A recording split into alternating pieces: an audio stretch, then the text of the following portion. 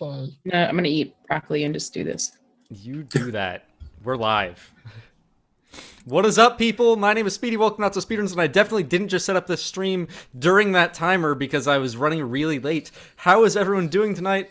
Welcome to Blades in the Dark 6 and 20. We're here. We are the Phantom Crew, and we are here to do some stuff, to sell drugs and expel demons.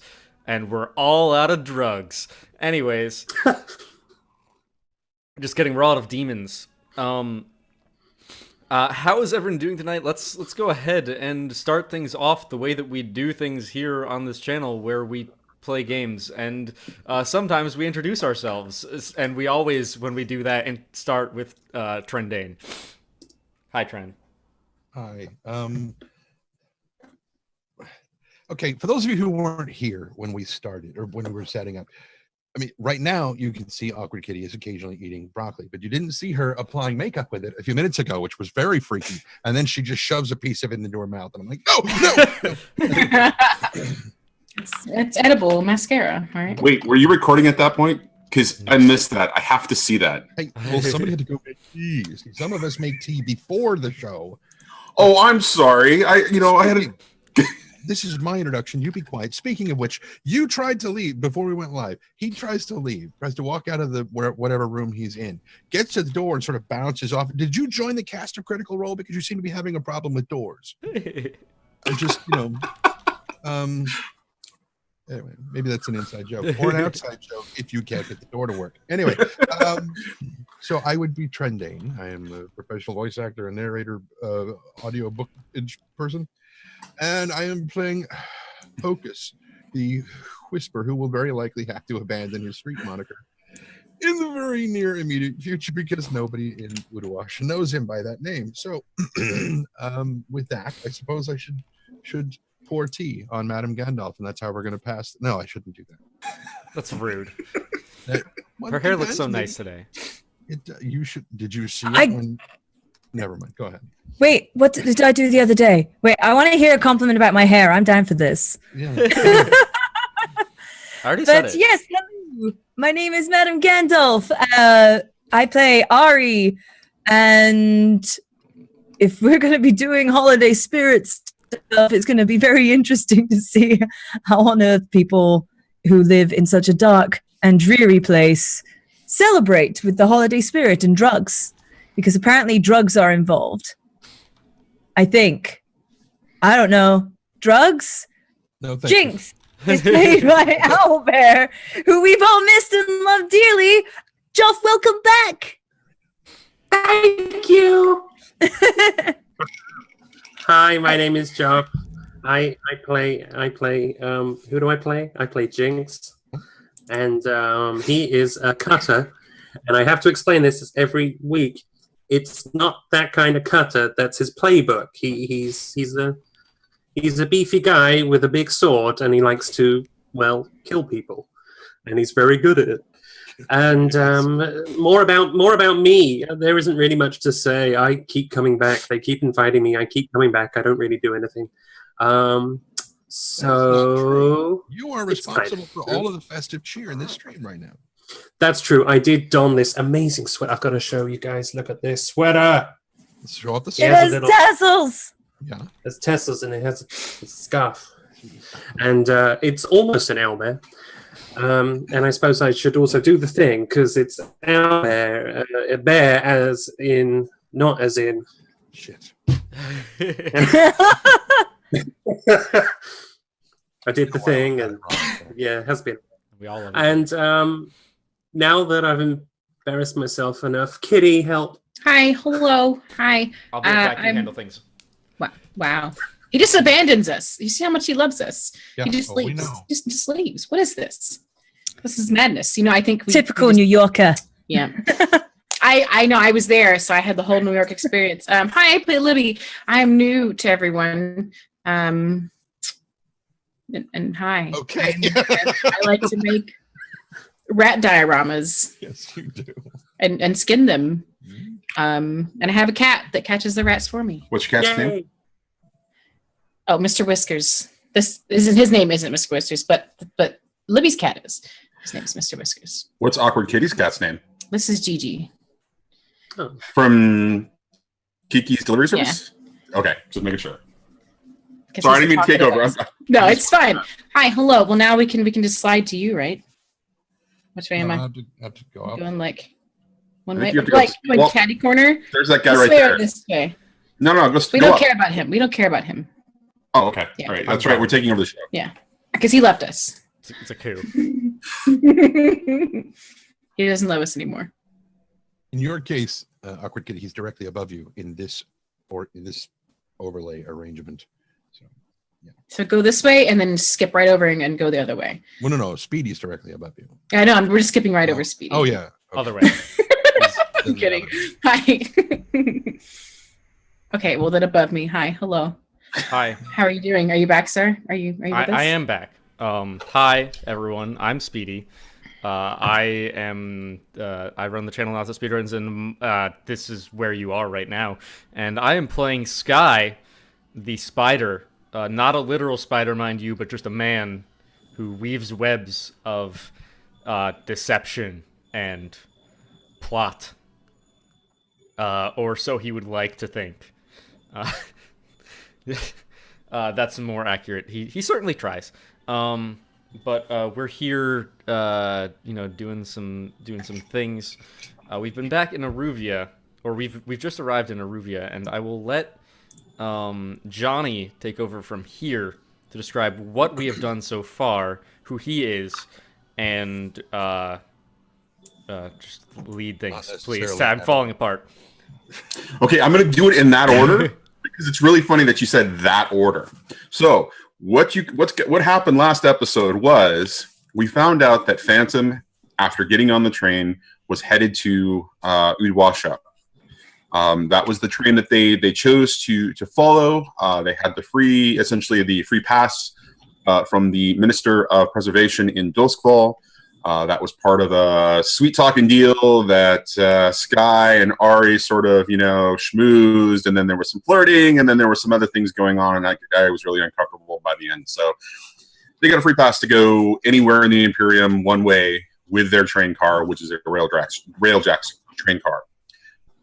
You had a stopover in the Imperial City, at which point Sky immediately does the thing that Sky does, which is he tries to wheel and deal and make some sort of arrangements, while Hocus went off to find out a bunch of information about what he would actually be running into when he got to Udwasha. At the same time, Jinx, who was off screen but still hanging out, found out that there was a failure in the entire lightning barrier around Lockport, and that there's a significant amount of unknowns and chaos going on currently in the Scoveland city of Lockport. All of that happening, when the group gets back to the train in various states, starting with Ari, we may find Libi speaking to Sky's sister. And all of a sudden it comes together, and there's this sort of weird well, we like her, we kind of like her, we should bring her around, and then next thing you know, the train's starting to leave. And the train makes its way to Udwasha, where we were just, and you were doing all downtime as we were just entering there. So all that's what happened last time. My name is Johnny. I am the GM for 6 and 20.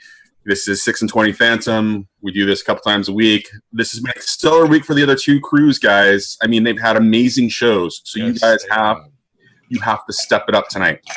I mean, the Void did Shroud proud. I mean, they did a lot of Shroud moves. The Shroud did some Phantom stuff. So maybe it's time for Phantom to do some more Void stuff? Phantoms. They haven't Void established. stuff? Phantom stuff is basically pretending that we have a plan, and that's the plan, is that people don't realize that we do have a plan, and the truth is they're right. In short, Yeah. you know what Phantom stuff is? Watch. Panic. It's panic. It's honk. Honk. Panic. Okay, so Honk. we were in the middle of downtime. The train we we set the ending scene as the train coming in down the crater into Udwasha proper. Couple things that we can do here, guys. First thing that I'd like to do, or suggest that we do, is that we give Jinx a moment to kind of think about what he'd like to do, and we're going to do a flashback when we get to his downtime actions. So, Jinx, so you're aware, you're going to have 4 downtime actions to go along with that, whatever that was, because there's downtime from the last season, from the end of the last episode or last season, and then they actually committed what essentially ended up being a score, so they got an additional 2 downtime. Yeah, so we'll come to you last. I believe Hocus had already gone, and I believe Ari had already gone, or was it? Ari didn't go, and so we were right in the middle of Libby's long-term project, which was to create her first diorama for the occupants of the rail car. Yeah, I believe the first part was that she put together the scene, right? The actual scene itself. And this is one of those special cases where we're doing a little hand waving, but you're now going to complete that long-term project and put the occupants in the diorama. So would you like to narrate what that is and how that happens? Remembering that as we ended last week, you had already taken a lock of Ari's hair from. Oh yeah, that's a thing. Yes. Yes. She totally doesn't know. Okay, you can't. It's from the back. You'll never know. I mean, you never just like brush back there. You never feel it's there. Right, and I imagine there's not very many a clean enough shiny surface for me to really be checking out my own back of the head. So. Almost gonna know. So I might put out like, wait, you have like. I would assume that Ari would at least have put a mirror in there somewhere, since her image is a big part of her. But not for the back. Yeah. All right. Well, it's like the back, like she like we was need like the 2 mirror thing going on there. She was having a nap, and I just like cuddled up next to her. It's fine. We're just drunk, just drinking, and like slipped into the nape of the neck hair. Okay. What she normally does. Normally, Ari goes to everybody and is like, "Here, how does this look?" And everybody else is like, "Oh, yeah, that looks nice." And Hocus has just walked away. Okay, so the setup that she has, and that I really thought the idea. So the cat, our Mr. Whiskers, has brought her the rats that she needs. She's doing just one rat for this one. We're starting small, starting simple. All right. We just can't bring everybody in yet. It's too creepy to bring everyone in. But she basically has like a little hanging rack that she hangs the rat from upside down, right? Because you got to get all the blood out of it before you're going to slice it into. So she nicks the neck, lets all the blood run out into a tiny little trough. And she also keeps the blood as well in tiny little jars, little tinctures. It's great. Go on. Don't stop. We're listening. We're intrigued. Okay, she keeps it in little tinctures because you can't waste it. I mean, who knows when you're going to need a little jar of blood. It might come in handy later on. Who knows, okay? There's a lot of weird people in the world. She's one of them. Anyway, so she does that. She's going to drain all the blood out because if you try to get all the guts and stuff and there's blood everywhere, it's a huge fucking mess. No one likes that. So for a day, there's just been a rat hanging from a tiny little thing. I don't know what they're called, where you hang people. So it's just a weird. Yeah, it's like a little rat gallows. Oh God! Did you build that diorama too?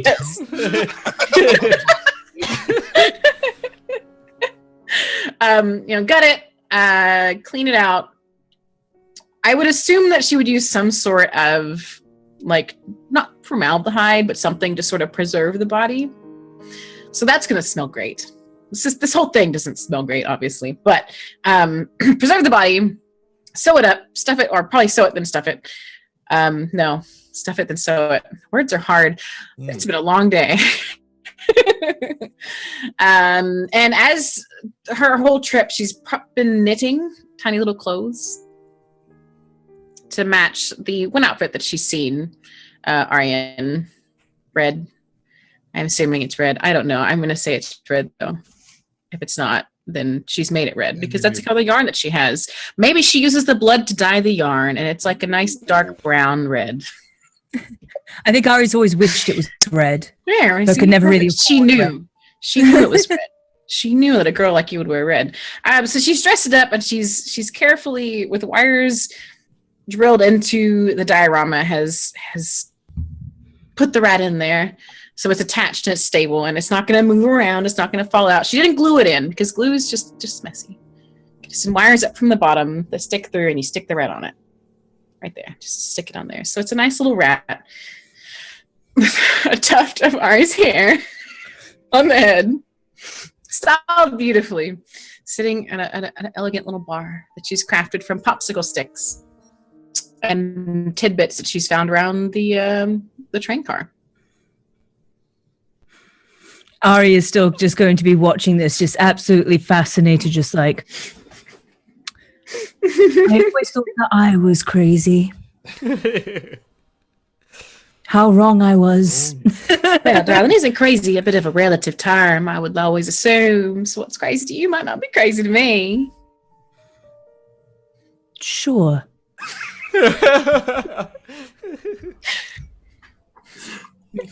So where does your diorama get placed inside of this rail car? I mean, because there's a small part of it that is a set of bunks, so 6 bunks. There is a common area, and there's a sort of a workshop up to the side, and then there is, of course, a privacy closet. So, I feel like it's probably just in the common area. Is there like a table? She has put it out for everyone to see because she's very proud of her work. She loves it. She loves her work, and so it's like if we have like a coffee table or nights, like just right there. Okay. Everyone to observe and to enjoy. Maybe she will build on and add on to this specific scene slowly. Just it's like puzzle pieces. They just slowly start fitting in. What I'm most interested to hear about this diorama is not the living that might make it, but Sky's sister. Yeah, I was about to say, she's probably enjoying this, honestly. She seems to take a liking to Libby. I imagine at first she would be a little off-put, but like when she sees like how it's coming together, she'd be like... Well, they're like dolls, right? Right. To be fair, I mean, my sister, Lyra, she was 14 when she died, so she'd be a little bit old for dolls, but I think this is a little bit more advanced than dolls to the point where it's like just in that teenager's sixth sense of like admiration, So she's kind of just looking on, like fascinated as well, like Ari, but like less in a like she's crazy kind of way, and more just like a really interested in what's going on here. I mean, she's just like humming, just like super perky and happy about it. So it just like a mother, right? Just like she'd be baking cookies, but she's sewing rats together. Yeah, like you do. Yeah, it's totally normal. Totally normal. There's nothing weird about this. What none of you realize is that Ari totally takes that rat that's of her to bed at night. And it's just like, it's me. To cuddle. It's me. To cuddle. It's very cuddly. To cuddle. Okay. Just don't say I take that rat to bed. She wants to bed the rat, Well, you just never know, do you, when it comes to Ari? I always wanted to sleep with myself. It's all about Exactly. Exactly. I know how to call my own name. Thank you very much. There's probably a point at which Hocus is, at his workbench and he's working on his hook or something, and he just glances over again to see what's going on, and like a morbid fascination just doesn't even realize that he's watching, and then at some point he's like, if you would, that's not even the right accent. He says, if you were to string wire through the body, you could remove the bones, make glue from those, and then use wires to pose the... Never mind. Why are you encouraging this, Hocus? Well, no. Let him speak, because, I do have an issue with the muscle and everything. It's really hard to get a good preservative, darling. And that sounds like a wonderful idea. I could learn a bit from him. I could use it as the bone, make a glue, and then I just have the skin. I don't have to worry about it rotting as fast. And then there are certain herbs from which you can draw extracts that could cure the inside of the hide so that it does not decay. Now what's the problem with this, darling? Because this seems like we're learning. you might could use this in the future. You never know when you need to try and preserve some sort of Rodent. or body of sorts. It's much more specific. In its vagueness, it's much more specific. So he's sitting there with his. He's like, I can virtually guarantee that I won't. Goes back to what he's doing. I'm just I like mostly just mind the smell. We're gonna be in here for a long time, and this is. Chuck, you'll get used to that. Don't worry about it. No, I'm already feeling at home more than I did in the Imperial City. This is a much more familiar smell. We'll crack a window. It's fine. Yeah, it's fine, Sky. It's fine. Reach up into that little tower on top of the thing and just slide all those windows open. Just, ooh, okay. Pick up some incense at the next stop. Don't worry. And with that, I think we'll call that your second downtime action. Now, before we move on, would Libby like to do a third downtime action by spending some coin or using some of the crew rep? Because technically she's a part of the crew now. I don't think so. Okay. Yeah. You don't All think right. she's part of the crew, or you don't want to use it? No. No, I think she definitely inserted herself in the crew very quickly. Could we not phrase it that way? Oh, honey, what happens not sleeping, It might not just be a single lock of hair. All right. That's She never said it was from your head. still more curly. That's how. Oh, man. Okay, so that's Hocus and Ari. So Hocus and Libby. Sky, Ari, would you guys like to go next for your downtime action?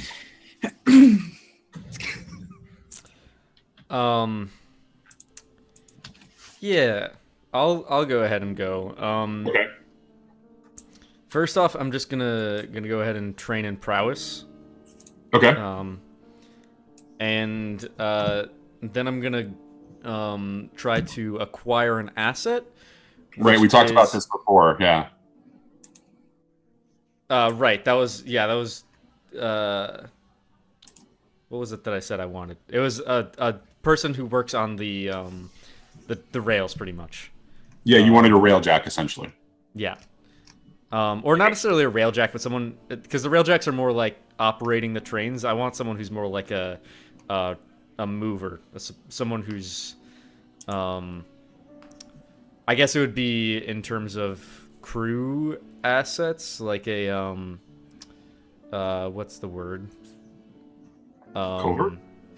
Yeah, like a cohort, but specifically the kind that moves things. Smuggler? How about a porter?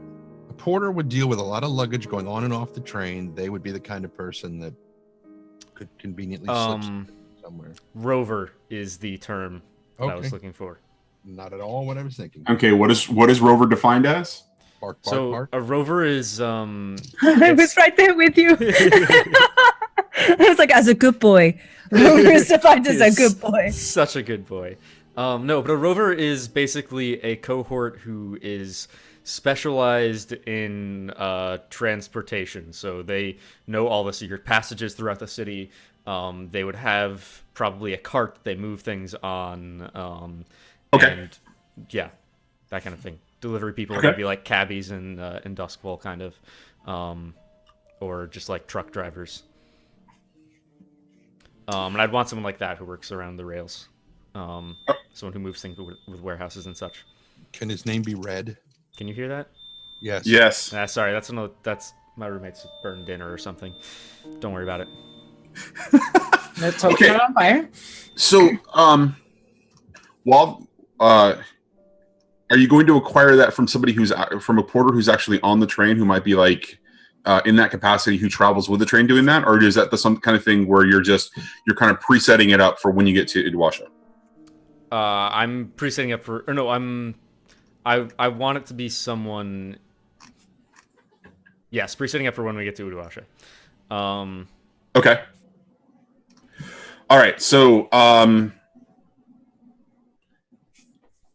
how would you go about making that acquisition? So when you arrive there, is it you're going to just throw money at this particular person? Are you? I mean, so it's like, are you going to consort? Like, I'm looking for an action that we're going to roll to be able to justify what you're doing here. Yeah. It would be consort. I'm looking to kind of look around for people who work closely with like the Ministry of Preservation, the people who are actually physically moving the goods that are being exported and imported and such. Okay. And I would probably just leverage those connections to try and do that. Okay, so let's go ahead and do that then. Again, no position, no effect. Do you want to throw any bonus dice at it in some way? Do you want to take up Devil's Bargain or a stress? I don't think so, but if I could leverage our contact to give us a bonus die, that would be good. Which contact is that? The Ministry of Preservation one, Lady Slane. She's not there. You're in Washa. Right, Farther, just name dropping her. Right, but the farther and farther you get away from Doskval or even the Imperial City, and Rubia is definitely different. I sell it to me more. Sell it to me more. Tell me how are you going to do the name drop? Just dropping that name doesn't necessarily mean as much. You're basically on what's on the other side of the known world. If Right. Doskval is one of the northern tips of the known map, Ruvia is at the center of the bottom of the world, basically. Right. So, I've got connections across the Empire. Woman named Lady Slane back in Duskval might have heard of her. As well as a few people in the Imperial City who are loyal to me. Now, if you value your position here, if you'd like to be a little bit in on some of what operations we happen to be involved in, I might be able to pull some strings for you. Do something good. How's that?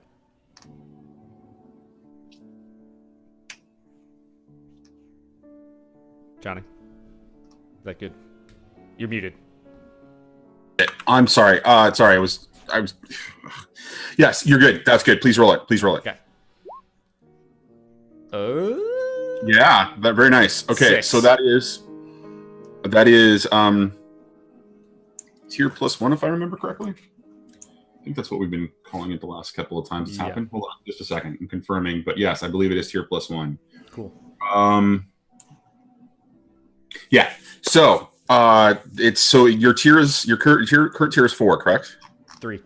3. All right. So it's going to be quality 4. Do you want to throw some coin at this particular asset to develop it even more? Nope. Or is this the kind of thing where you're going to start to create, start to go down the long-term project path and make it an actual cohort? Gonna go down a long-term project. Okay. All right. Yeah. Then, don't worry about it then. Cool. Okay. So that's your second downtime action. You trained in prowess, and then you've acquired an asset that will be available to you when you get to Washa. What do you want to do with your third downtime action? I'll go ahead and start that long-term project. Develop into an asset. Okay, so what does that involve? Like, what is the process of saying, hey, I'll scratch your back, you scratch mine, kind of a thing? Oh, and I work with Liddy, Slane. So what is that? How does that involve into, hey, I want you to work for me full time, kind of a thing? So I don't know if I can really say that it's going to happen like immediately with the same conversation that happens when we first arrive, but after spending some time in Aruvia, as soon as we can get our first like supply to him, and like have that go out on the trains, I think that it would be easier to convince him, say like, hey, this is an actual profitable operation. We can have more coming in if you want to continue working with us, but it means that you are working for only us. And again, this is sort of like a consort thing? Yeah. Okay, so that seems to me like it would be a relatively straightforward proposition. So I'm going to call it 4 segments per o'clock. Okay. So No once you go ahead bonus and roll dice that- this time, right?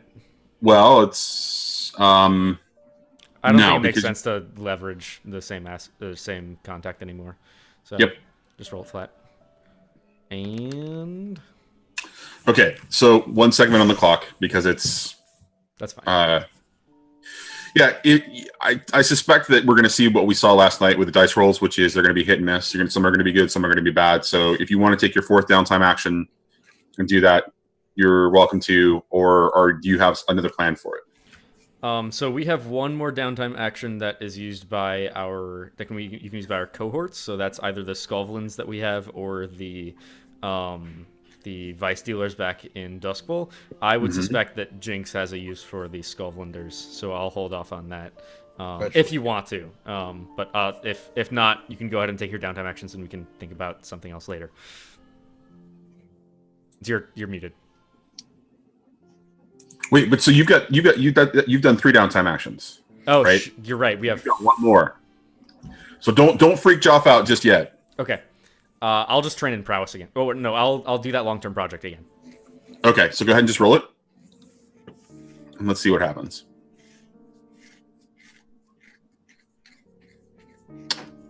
Okay. Good enough. So the next time you work, next time you work on this project, it'll complete, and he will be your cohort. Right. Okay.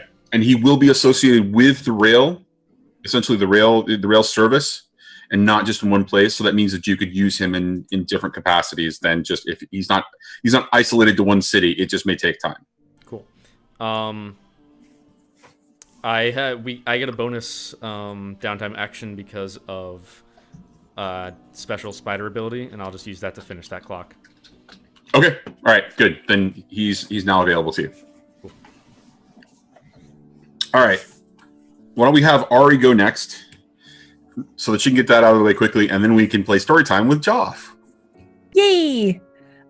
So one of the first things that I would like to do as a downtime is Ari would like to kind of start a little personal project in looking more into Tips's offer.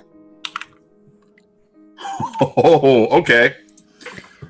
Just how genuine is he being? Like, does he actually have the means to make this happen? Because she's been promised many empty promises from Tips before, and she wants to see whether this is like another one of those, like. Okay. I'm going to say that this is a 4-segment clock. This is going to be really straightforward because you're going to be able to confirm some of the information on the train very easily, and other bits of information would be obvious if you were to talk to, so there will be sources of information like newspapers. And then, you'll be able to talk to some of the occupants on the train, and they'll be able to reinforce some of the things that he's going to say, or whether he's, full of shit or not. So given it's a 4-segment clock, how do you want to approach this? Do you want to, do some research with the written material, or do you want to start with people? People. She's Okay. better at people than she is with written words. Okay. So how do you go about, do you talk to, essentially the service people on the train? Do you talk to the passengers on the train? Is there any particular type of passengers that you approach, if that's the case? Because there are different classes of passengers. Is there any way to basically try and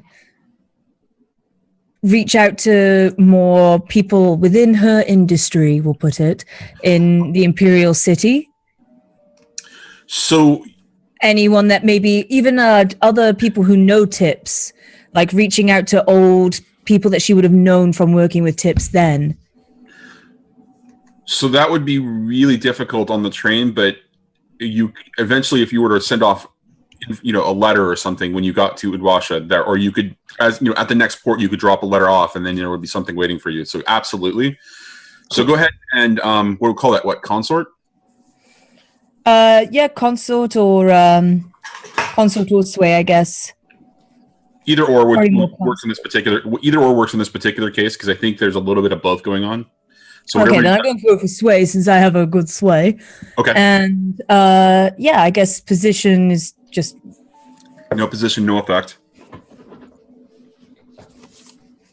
And do you want to, throw some, you want to push yourself on this or throw some devil's bargains on it?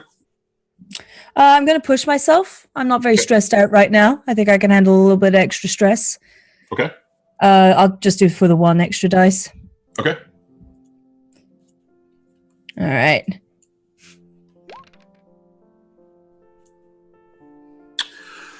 So since this is a 4-segment clock, and I haven't put it on the screen yet because I assume that you're probably going to go ahead and do it again so you can complete this really quickly. You get some really good responses when that information actually comes in for you. A lot of supporting that Tips is on the up and up. Leaving Dulsquall and going to the Imperial City, he's doing quite well for himself. In Dulsquall, he only could get a small slice of a small pie. And his ambition, and the opportunity of leaving Dulsquall shows that he's doing really good business. And it turns out you hear from an independent source that he has now got a new business line coming in from the south in Eruvia involving the drug trade that apparently is going to make him a lot of money. And that has increased his standing. Wonder who did that. I can't hear you. I don't know what you're saying. I don't have to hear it. I just don't know. I don't. Is that my deal? Right? Is it going back in a circle here where it's like he's got a really good deal coming in and like that's the deal we gave you? That is correct. So, you're getting a lot of really good information, and signs seem to indicate that Tips offer was on the up and up. It was a legitimate offer, but you don't necessarily trust that, right? So you still have 2 segments on the clock. What would you like to do with your second downtime action? For the second downtime action, I would also like to start looking into our Libi here. How do you do that? Basically just kind of doing the feelers that she does, because Ari frequents many a tavern, many brothel, many a place of debauchery, basically. And I feel like Ari would start kind of like, what do you know about Libby? Do you know anything about this Libby? Libby, how about Libby? Libby, do you know Libby? Libby. Like, thank you very much for your time. Like, slide that coin over. Okay. So how are you gonna roll that? I guess I might actually try a command, maybe a bit more there, because it would be more like different crews of people that she knows or gangs of people that she knows from her previous dealings. Okay. And this is more of a like, you're going to tell me what you know. All right. So no position, no effect. Do you want to throw any bonus dice at it? Sure. Let's do another bonus dice of stress. I'm really. Well, I just took one last episode. Take more. Take more. Why not? Well, you're trying to verify. So with one of your long-term projects, right? You were trying to verify if that offer was on the up and up. You have kind of sort of some good information. So it might be worth you taking another devil's bargain. I mean, it's just me. I hear what it is. Right. I guess this is one of those situations where it's like season 3. Fuck it. Let's do it. Another devil's bargain. Why not? Okay. Ari's playing with the devil this way. If anybody else would like to add to the list of the devil's bargains, I've got 2 that I'm going to throw out. All right. If anybody else wants to throw, Again, these are being thrown on the table. You don't have to take either of them, or you can take one of them, or you can take if somebody wants to offer anything else. Here are the two. The information that you will find on Libi will be misleading and will actually cause you to suspect somebody else in the crew of some nefarious dealings. The second one is that when you arrive to Udwasha, you will meet somebody else from your past, and it will not be a happy reunion.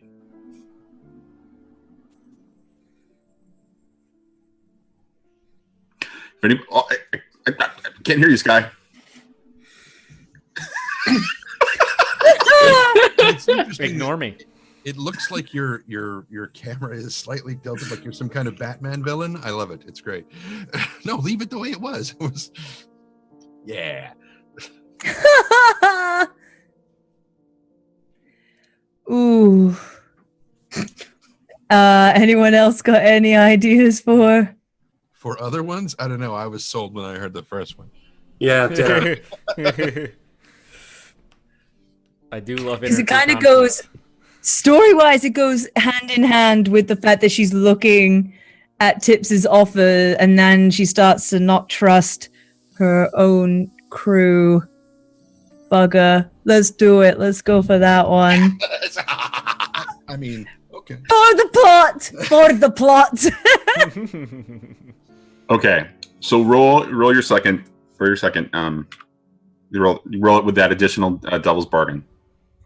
And how many dice does that give? I believe you pushed yourself, and then you took a devil's bargain, so that's 2 additional die.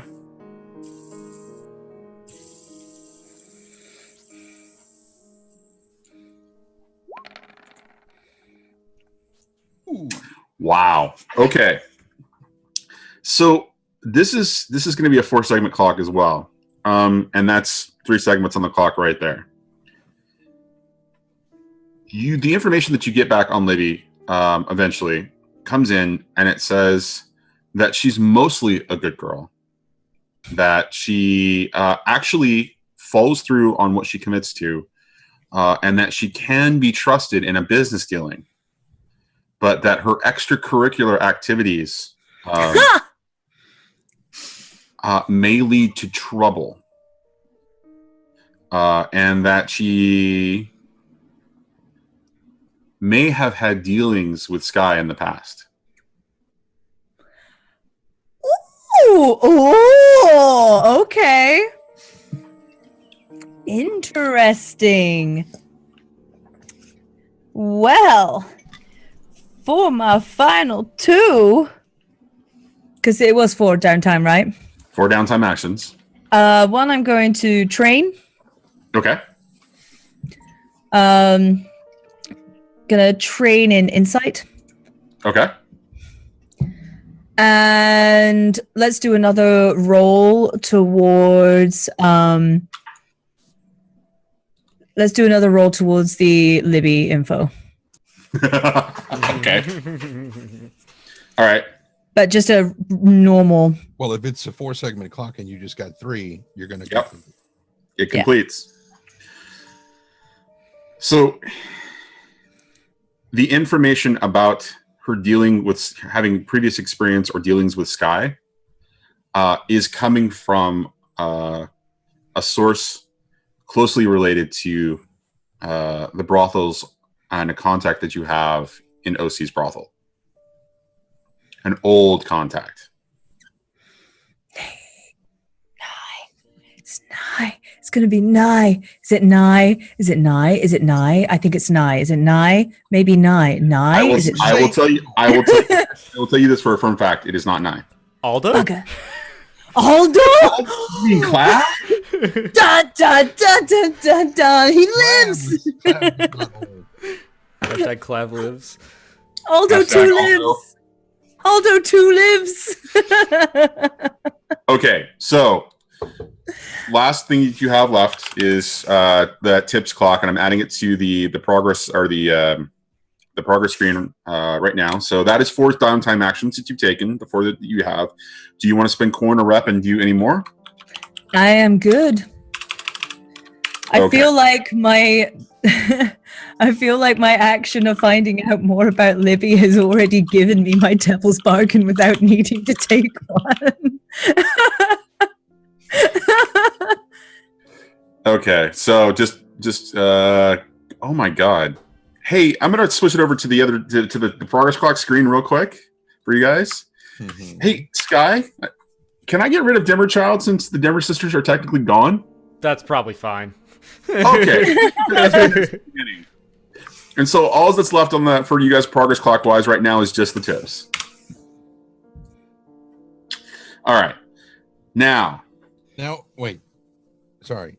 If she decides to go with him, but she has to start a progress clock to successfully extract herself, and she realizes that she's actually starting to fall for tips, could it be touching tips for that one?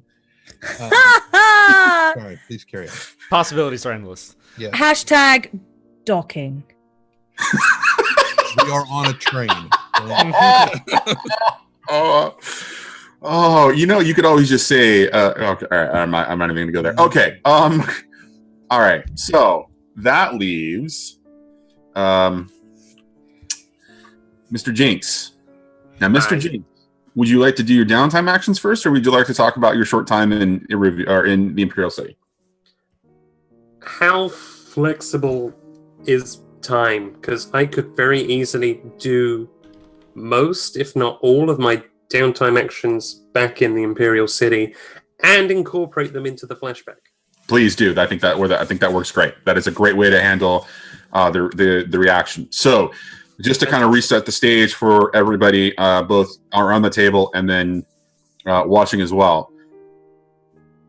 All of you arrived in the Imperial City, going your separate ways in some cases after dealing with the circumstances around the rail yard. Jinx had the most interesting experience of leaving the party or leaving the group and going to get a drink and get a sense of information, and found himself at a local Scoveland establishment by the name of the Jinx's Gambit, which we open on Jinx looking at the sign over the door. Question number 1. Is Samandra with me? She was on the train, correct? She was on the train. Samandra, are you with me? I don't know where quite else I would be. You're reading the sign, right? Yeah, and I think they're fucking lunatics. Yeah. It's the hero of Canton all over again. It really is.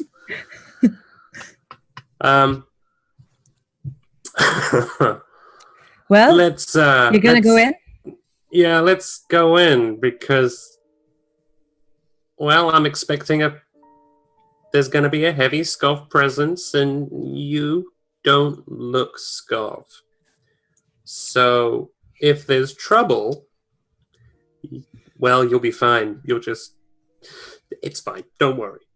And what the fuck can I do to make myself look more Scov? Nothing. It's fine. You could, I don't know, get a scar, shave your head. Get rid of the Imperial uniform. No, she's not wearing that. Oh. She's not. But she is in the Imperial City. So, given that she was a captain in the Imperial army, she could legitimately walk around here and command some authority, because nobody probably knows that she has been disgraced at this point, right? But she does. I mean, if you acquire that, then yeah, she could probably use that still. But that would be detrimental to our purposes within Jinx's Gambit, because the moment an Imperial officer walks in, so what could we do to make use of that uniform before we switch it?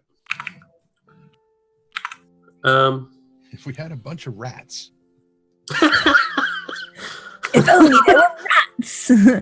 If only. I think at the very least she would take off her jacket, because that's the I got an idea. main revealer. Let me use my first downtime action to acquire an asset, and that asset is a change of clothes.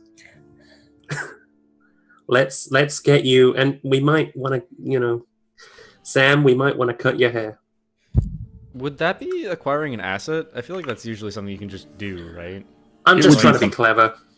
Well, so I forgot about Samandra being there, and I have a very interesting question to ask.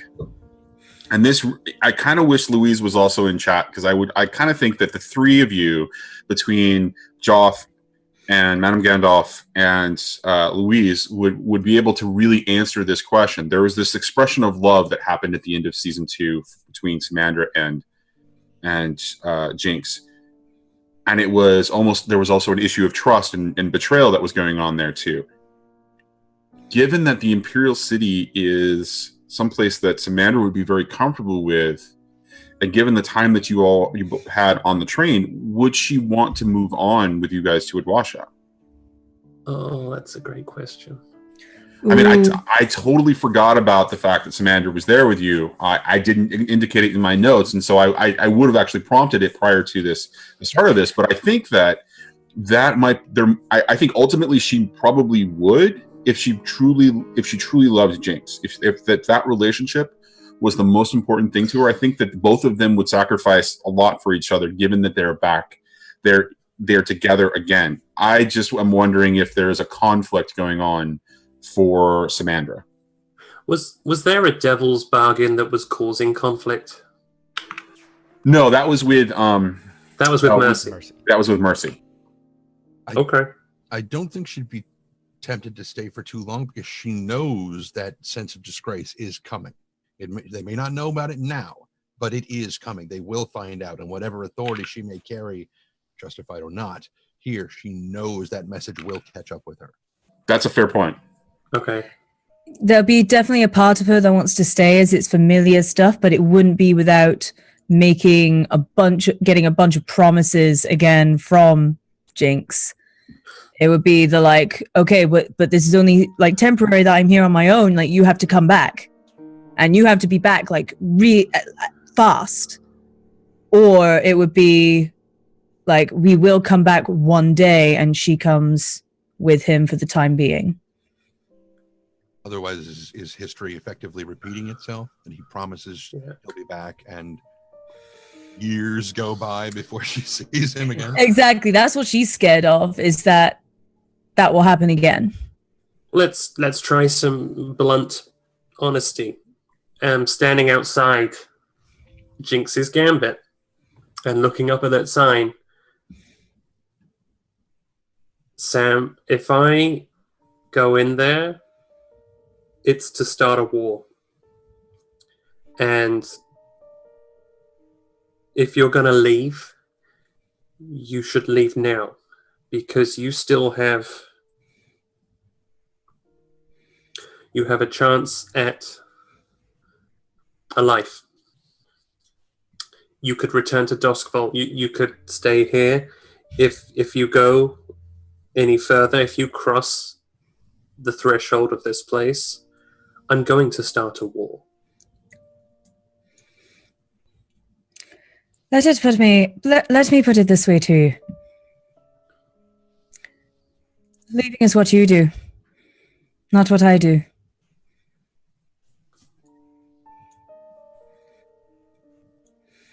You're not getting to leave me behind this time.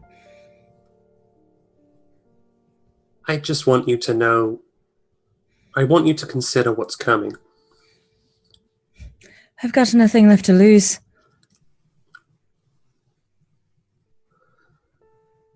You're it. Oh, God's help you. You're fucking right. All right, let's no, you know what? We need to find you a change of clothes. This is a bad idea. I can't walk in there with an Imperial officer. Oh, fuck, you're right. So let's I got a bit of coin. Let's go shopping. And then a shopping montage. Shopping montage, like Pretty Woman walking down. Trying to find really just basic, forgettable scarf clothes. Slacks, shirt, coat. Well, so You might work on be able- commission, right? Big mistake. Huge. So that would be easy for you to acquire, right? I mean, Okay. relatively everything would, the Imperial City would be essentially the center of trade and the center of, governance. But it would be really easy for you, even with the Skovlanders in their unrest and their upset over the situation. It would be very easy for you to do some of that, right? So, Okay. with all that being said, now we get you to the Jinx's getting of it. Awesome. Then the first thing that we're going to do is keep our heads down for the first couple hours, and we're going to watch who comes in and who goes and who's in the room and who's behind the bar and who's running the show and who's waiting. We're going to literally take the first 2 hours just to get a feel for the place. Okay. And I'm specifically looking for scarves, and I'm looking for relationships between scarves and who's got eyes on us, who's ignoring us pointedly. So there is a fair bit that you get from that observation, right? Behind the bar, and essentially walking the room are the bartender and the service people, and they are all incredibly aware of everything that's going on in the room. In fact, as you're watching them, there is a fair bit of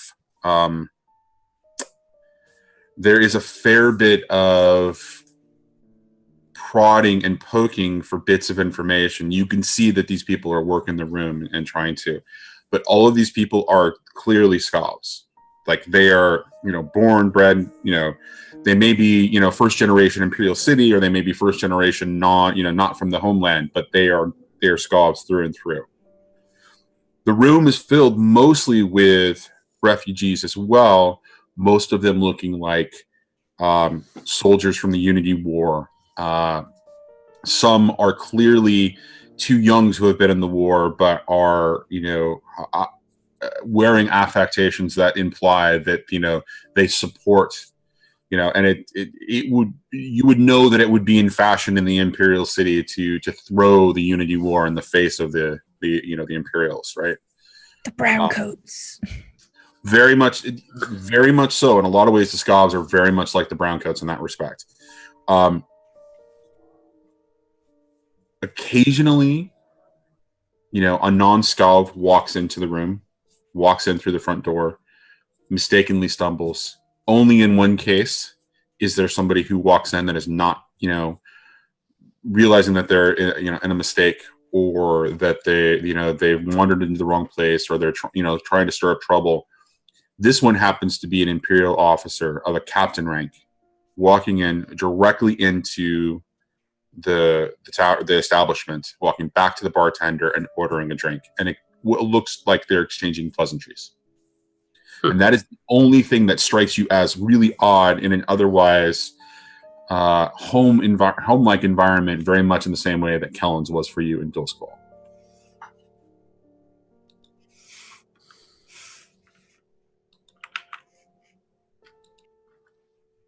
How has the place taken to Sam's presence? Because she walked in with you, they really haven't noticed at all. Of course, nobody has also recognized you, other than that you are clearly somebody who looks like a Skovlander, you walk like a Skovlander, and you have the scars that somebody would expect from having the Unity War, being in the Unity War, right? So yeah, you walk the walk and talk the talk without even drawing much attention once the server comes over. A couple of times, one of the servers comes over. He tries to get information from you, in a very prodding sort of way, finding out where you're from, and you realize immediately what's going on, and you're able to kind of fend him off a little bit and just, kind of ply him with some falsities that he doesn't necessarily buy, but he trusts that, you're not meaning the establishment any trouble. okay. Does this mean that Samandra's been playing basically like war wife? Like I would imagine, at least in my head, I don't think that that's necessarily the case. It's more that nobody pays attention to you because you're next to a big Scamander. You're just accepted. It's not like a, it's not you're engaged with equally. They don't treat you differently. They just don't treat you special. They don't over acknowledge you or over recognize you, right? So because you took the time to put yourself in garb that vaguely kind of sort of, so maybe they assume that you are together. Maybe they there's just this assumption that you're not just two skovs in a bar having a drink. Exactly. So how do you want to proceed? I want to find out who this guy is talking to the barman, but I don't know how to go about it. I'm just going to walk up to the bar. I glance at Sam and I nod at the bar, and I'm going to get up and walk over. And I'm actually going to... I lost the coat, and I make sure I start rolling up the sleeves. Okay. Are you not showing up? Marks? I'm not showing them out yet, but I'm readying so that I can just lift my sleeve when the time comes. Okay. So when you get to very close to the bar, you catch a couple more little bits about this particular captain. Yeah. He's a Scamander. He's clean cut. He is thinner than most Scolanders. Clearly, he has spent a fair amount of time in the Imperial military because he's a captain. But he clearly talks with an accent. He clearly has the mannerisms that portray him as a true Skav. He's about 30, so he could have fought in the Unity War at some time, but he would have been a youngin. He would have been a grunt. He would have been somebody, either on the front lines or following orders. He would not have been the rank that he is. He would not have been commanding men in the Unity War on either side if that was the case.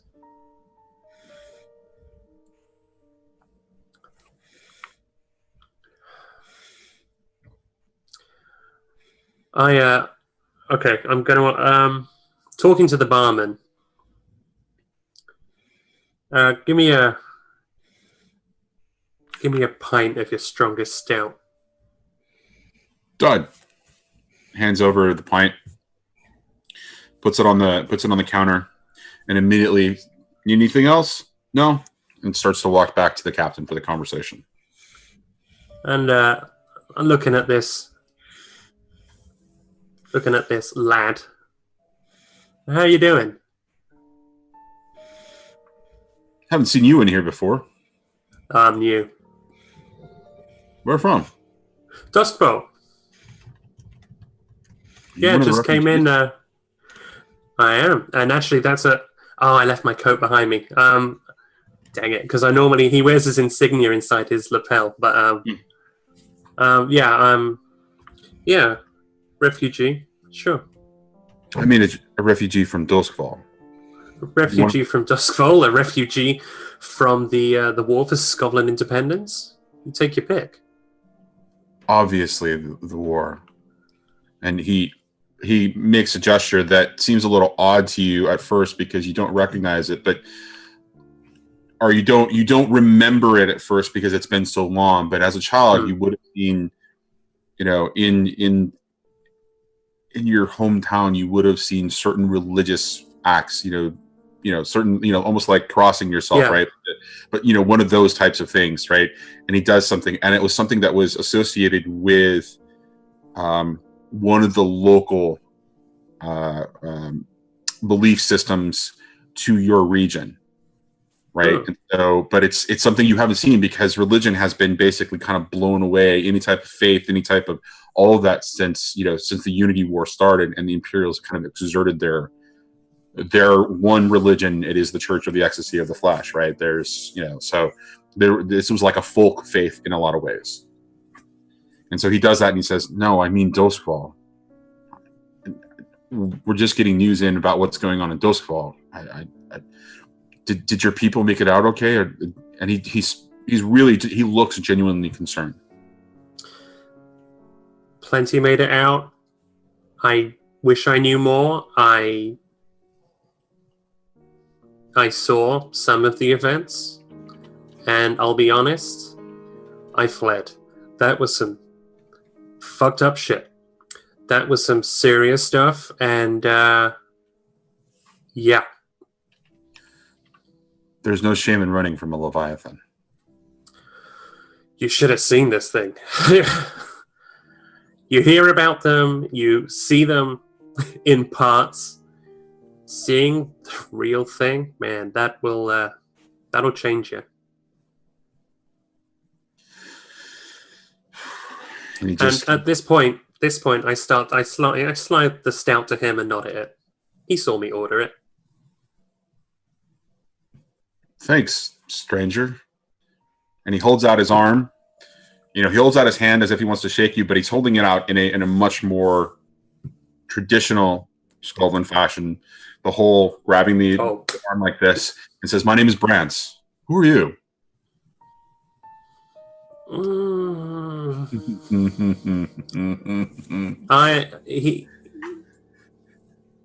You know what? Are you Fury?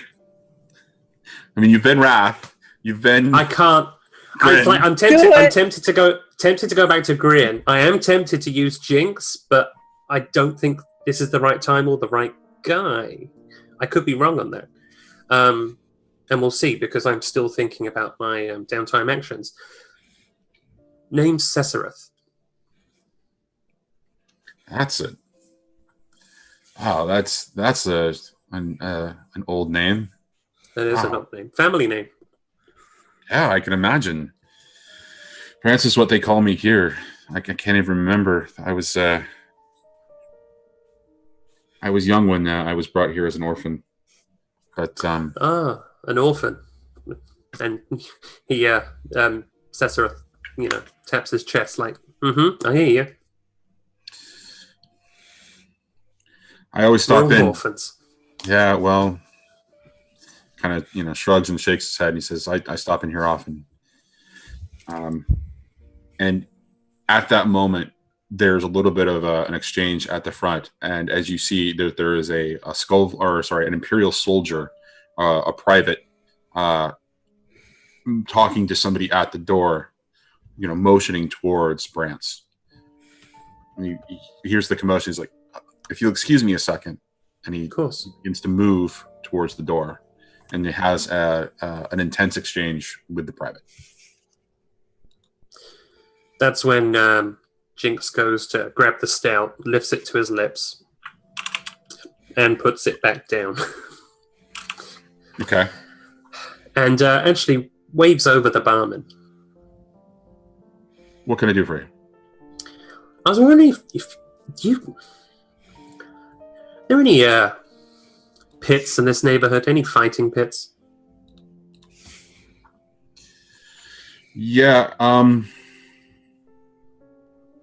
we don't quite talk about that here. It's fine. More than frowned upon, but... No, I understand. And grabbing a coin and pushing it to his side of the bar, I say, we can talk about it any way you like. The outskirts of the... by the train yard, there's a warehouse. If you meet me back here tonight, I'm headed out there. You can... and he names a time, awesome. Later in the evening kind of a thing. Fantastic. One last thing. What's with the name of the place? I'm really curious. You're familiar with the legend, right? The folktale? Right.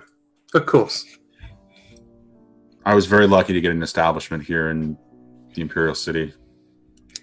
I figured, why not thumb my nose at them just a little bit? I mean, they did get our country. I might as well be able to, have a nice little, fuck you in return. Oh yeah, yeah. The myth, the man, the legend, right? I met him once. No kidding. I was a grunt. I was a private. I was on the front lines. Oh, no kidding. Me too. Wow, yeah, and he goes on to start telling you a little bit of a story about his time and how he was injured. And it was at then that you kind of look behind the bar and you realize that he is missing his leg just below the knee. And then he walks around with some sort of peg prosthetic kind of a thing. Yeah, my time was cut short. And I was captured, and he gets really uncomfortable, and he talks about the camps that he was sent to back, near the Imperial City. Eventually, I was able to work for my freedom.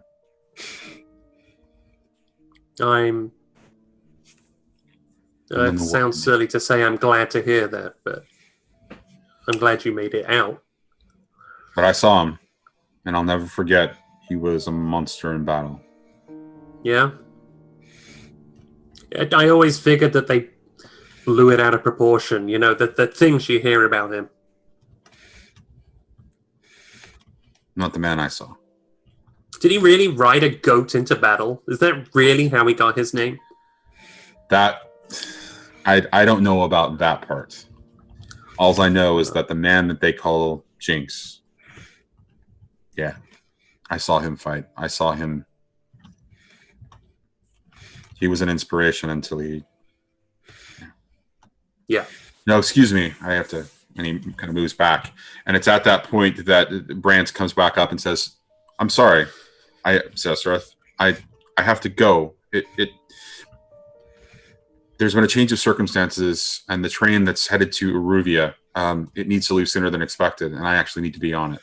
So please, I will it's been a pleasure. Thanks for the drink. I'm sorry that I can't, and I must go. And he heads out. Crap. And I'll return to Samandra. The train is leaving.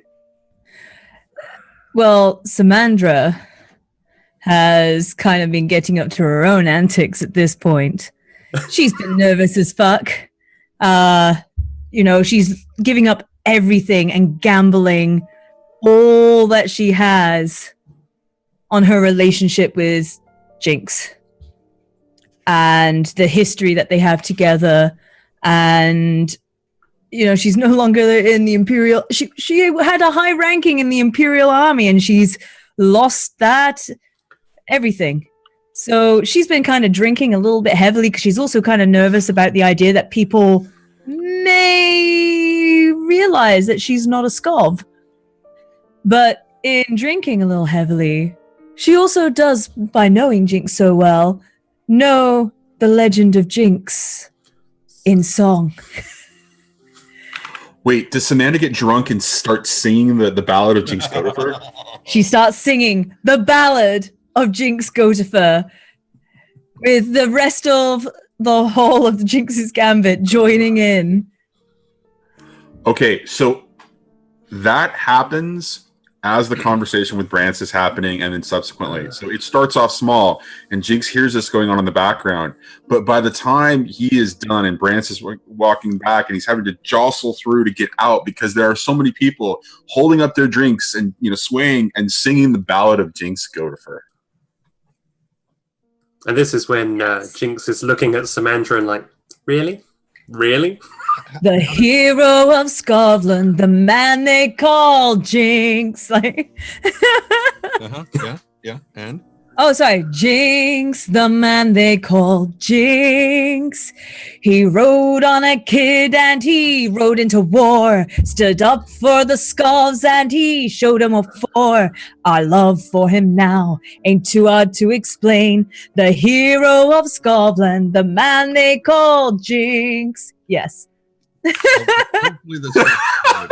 And she's like on a table at this point, like just every sip that she's like drinking of the beer is actually kind of pouring down the brand new outfit that they just bought.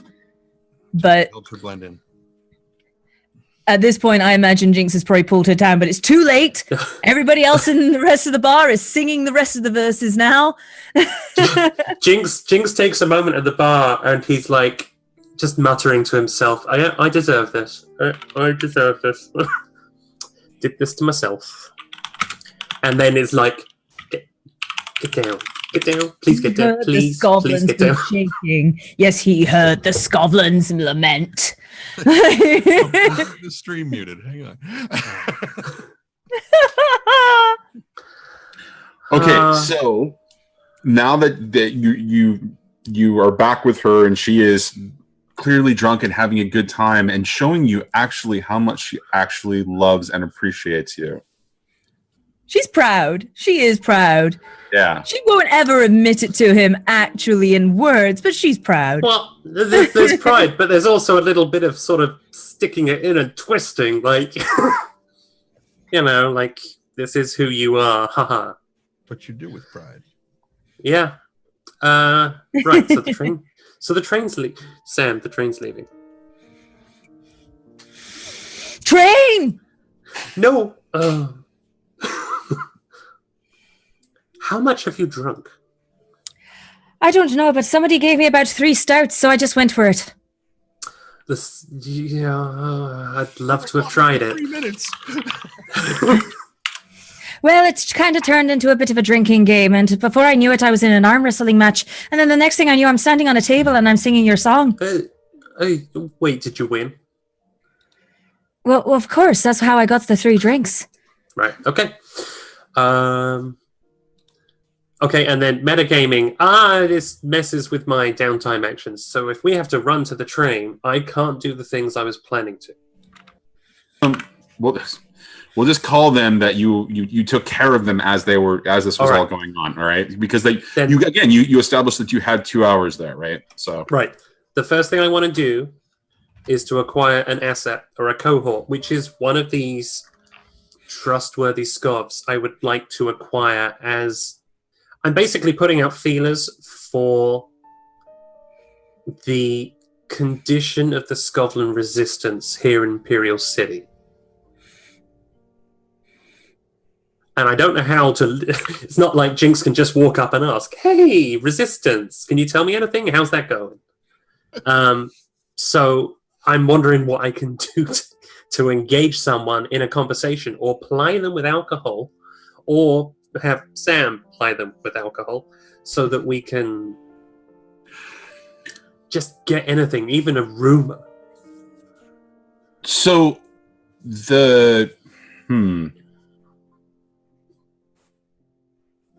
Can we flash back and say that was why Sam is drinking and having a good time? Maybe that's what she's been doing. Well, so ask me the questions that you really want to know the answer to. And based on those questions, because I don't think that really requires an asset. I think between you and Sam, over the period of time, would have gathered some of that information, given that you were Scovs. Scovs and Scovlan. I'm trying so hard to spend these downtime actions. If you do go with the idea of Samandra, starting this whole conversation, but it's while she's arm wrestling, and the guy's like, she's a lot stronger than she looks, and so the guy, she's like, what's the matter? Can't handle a little resistance? Resistance is good sometimes. Wow, that was really good, actually. Yeah. I quite like that idea. But I mean, the question is, one, kind of want to verify that there is a resistance here in the Imperial City, and that potentially maybe Jinx's gambit is kind of slap bang in the middle of that.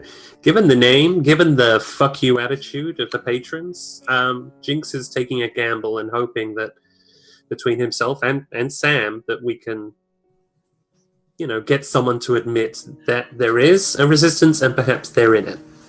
So here's what you get from all that. And again, I know you want to spend the downtime actions, but because of the time that you've already spent in there, you would get a fair bit of information. Cool. What you would have gotten is this. While there is a huge amount of resentment still over the Unity War, Scovs in the Imperial City are not treated in the same way that Scovs are treated in Duskfall. There is a larger amount of not goodwill, but who cares? Scovs are just citizens of the Imperium now. They are just like any other citizens of the Imperium, and they're treated equally shitty, I guess, is the way that it would be. Okay. So that's interesting. right, there isn't as much resentment among the Scovs because they aren't being treated. They aren't a derogatory term, right? There isn't, they aren't necessarily a minority that's being abused here. They are just a minority in the city who is just accepted among everybody else. It's in Doskvol that you've had these experiences, right? And in every other place you've been. But in the Imperial City, they're a little bit more cosmopolitan. They're a little bit more modern and advanced. So their goal, and the sentiment that you get is that Scovs aren't really seen as being all that different from anybody else that is a citizen of the Imperium. So for the Scotlanders, there is still that lingering resentment about the Unity War, but they aren't being treated badly. So they aren't having the same experiences, and they don't have the same level of resentment that the Skov refugees did in Doskvol. There is a small group, mostly old-timers, mostly people who fought and survived the Unity War with a huge amount of resentment. But the younger generation that's coming up, that was born during the war and really didn't see the total brutality as adults, they're beginning to forget a little bit. Sounds familiar. Right, it kind of... How true does this ring for like almost every major war?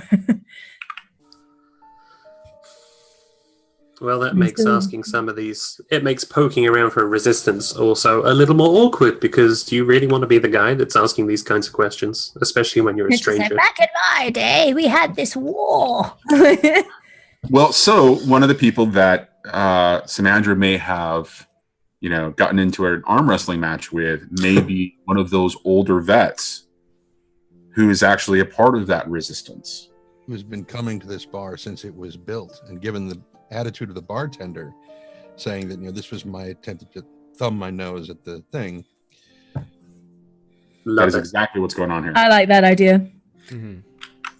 Okay, so do you want to make a cohort, or do you want to make an asset out of this guy, or potentially a cohort? I mean, what is your ultimate goal that you want to use with these downtime actions related to this resistance?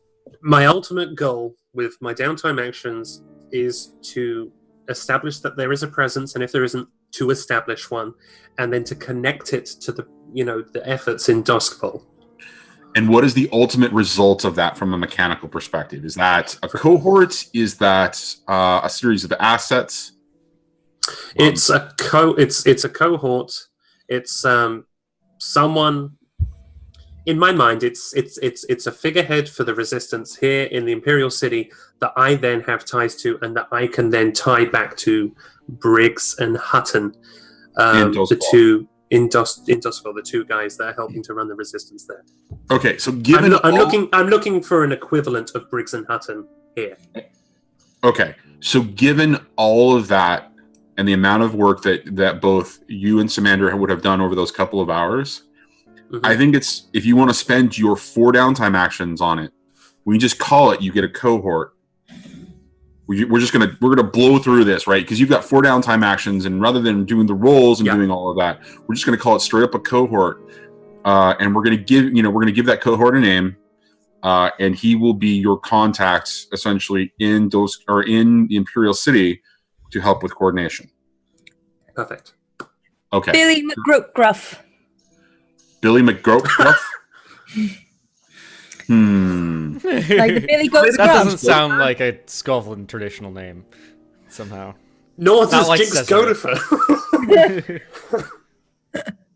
But remember, Jinx Godifer is a Oh, that's name. true. a fairy tale name. It's like a fantasy It's a name. fairy tale name. Yeah. Yeah, it's, he's a legend. You're going to name your legends very weird nicknames, right? So, all right. So, Well, then his surname is Gruffins.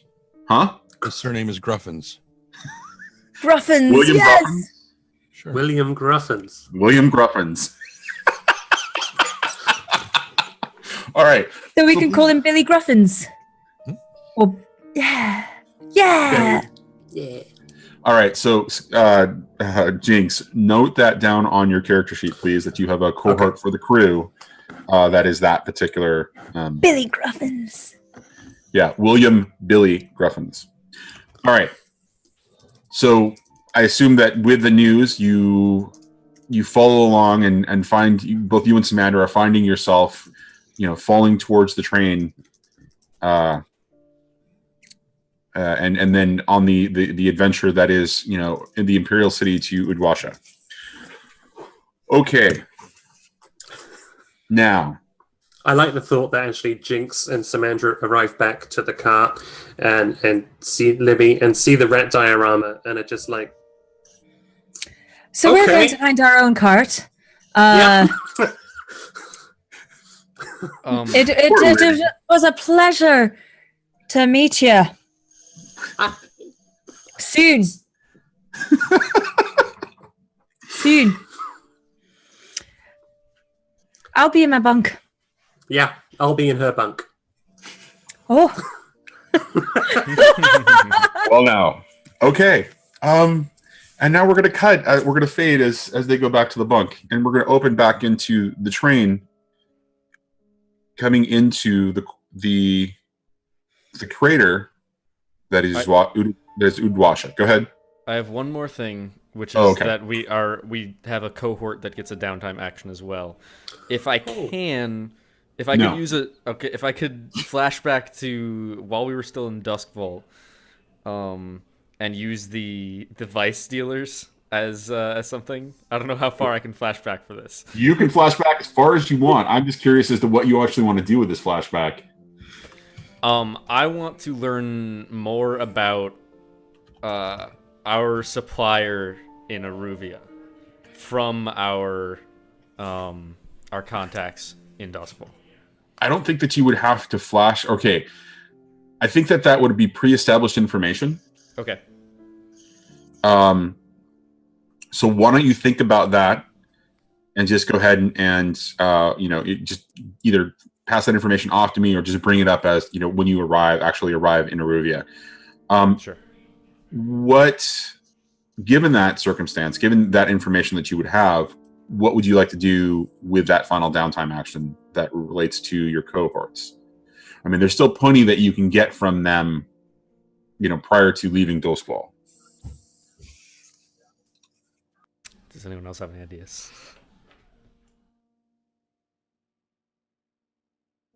Thinking about it at all.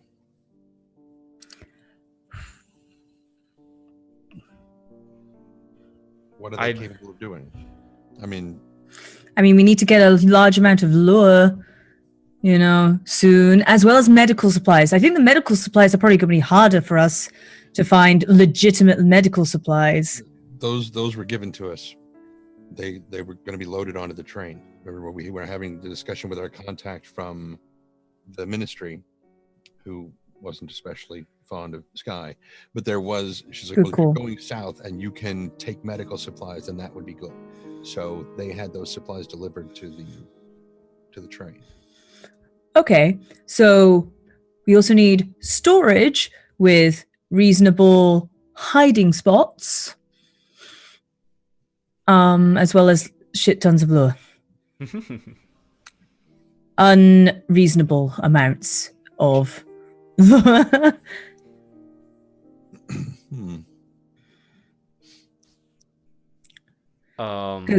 Goat's ghostly goods needs to get its feet off the ground.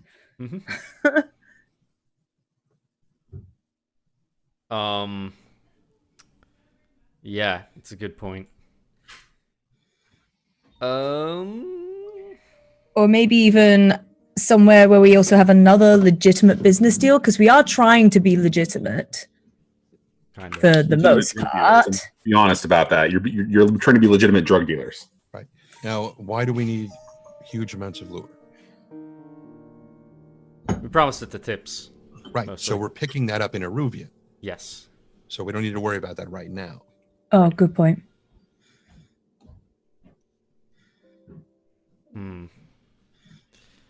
I mean, the main reason that our contacts in Duskfall exist, the Vice Dealers, is as information gatherers.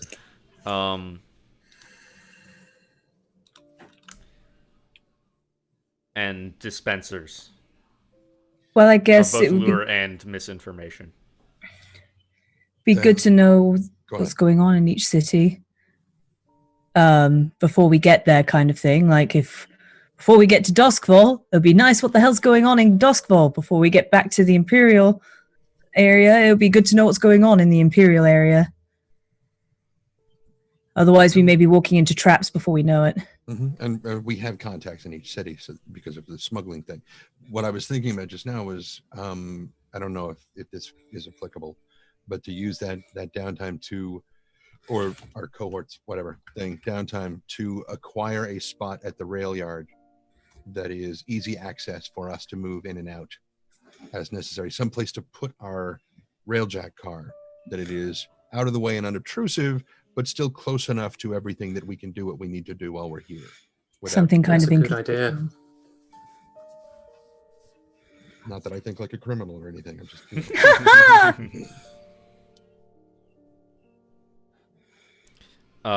Sure, that could work. Unless Sounds good to me. comes up with something better. I don't know. So is that I kind of thought we kind of already had that a little bit. Actually, considering that we just made 2 cohorts with the rail workers in Uduasha as well as the Skovlanders that Jinx just convinced, we can use either of them as cohorts with actions now too, right? Yes.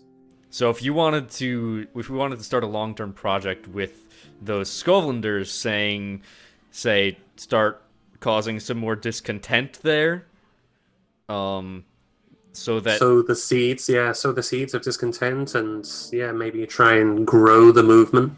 Right, because they've become complacent there. Mhm. They probably don't realize how bad it is for the Skovlanders in Duskfall.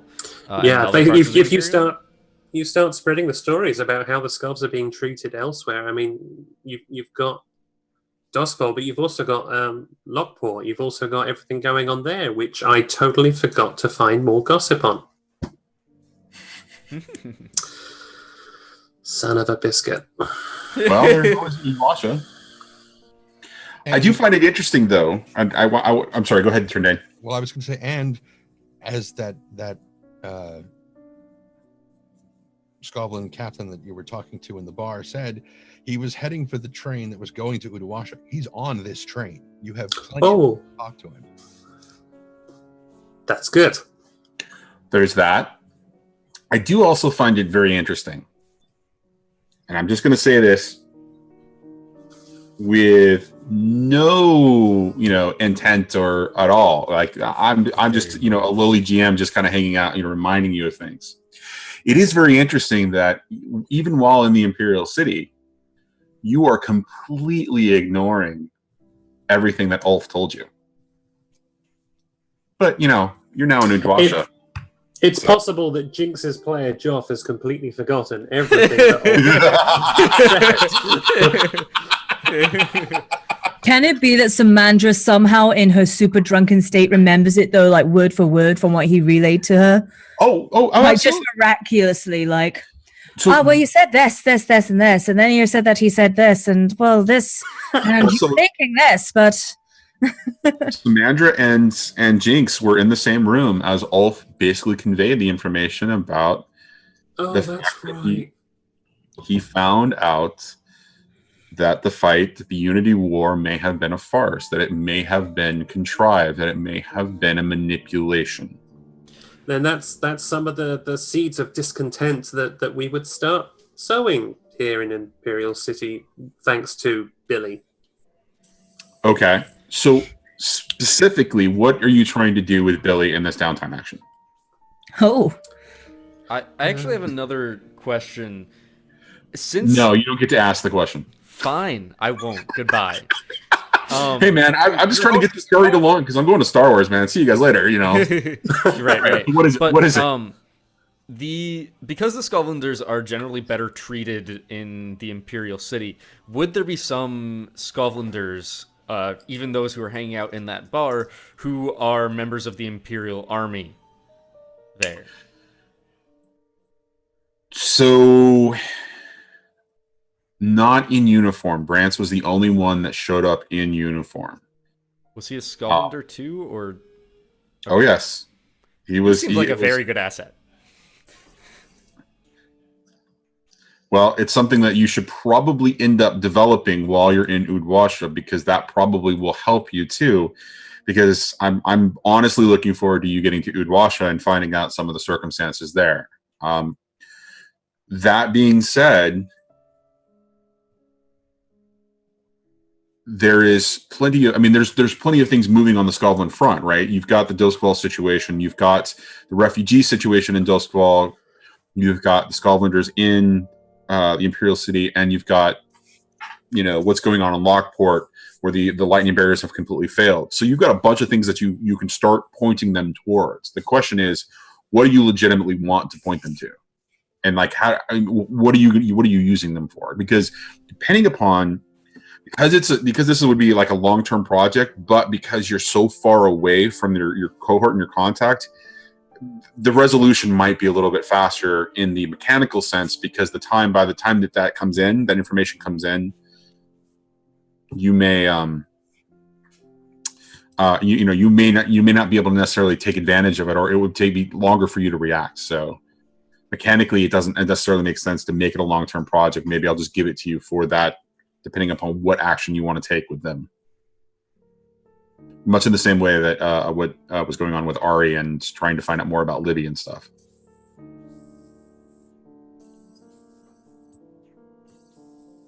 Ari always seems to take a fascination to the new intriguing women that she meets.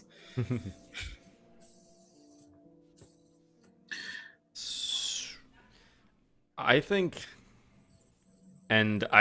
ultimately this is Jinx's decision, because he's the one with the Sculvin connections. But I think using brands to try and push more into like what the Imperial Army is doing, because he seems to have some sort of rank there.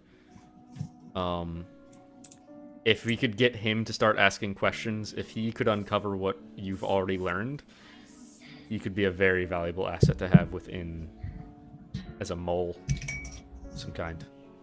Agreed.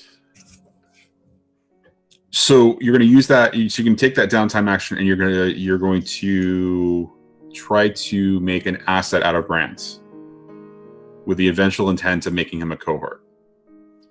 Yeah. Okay. All right. How are you doing that?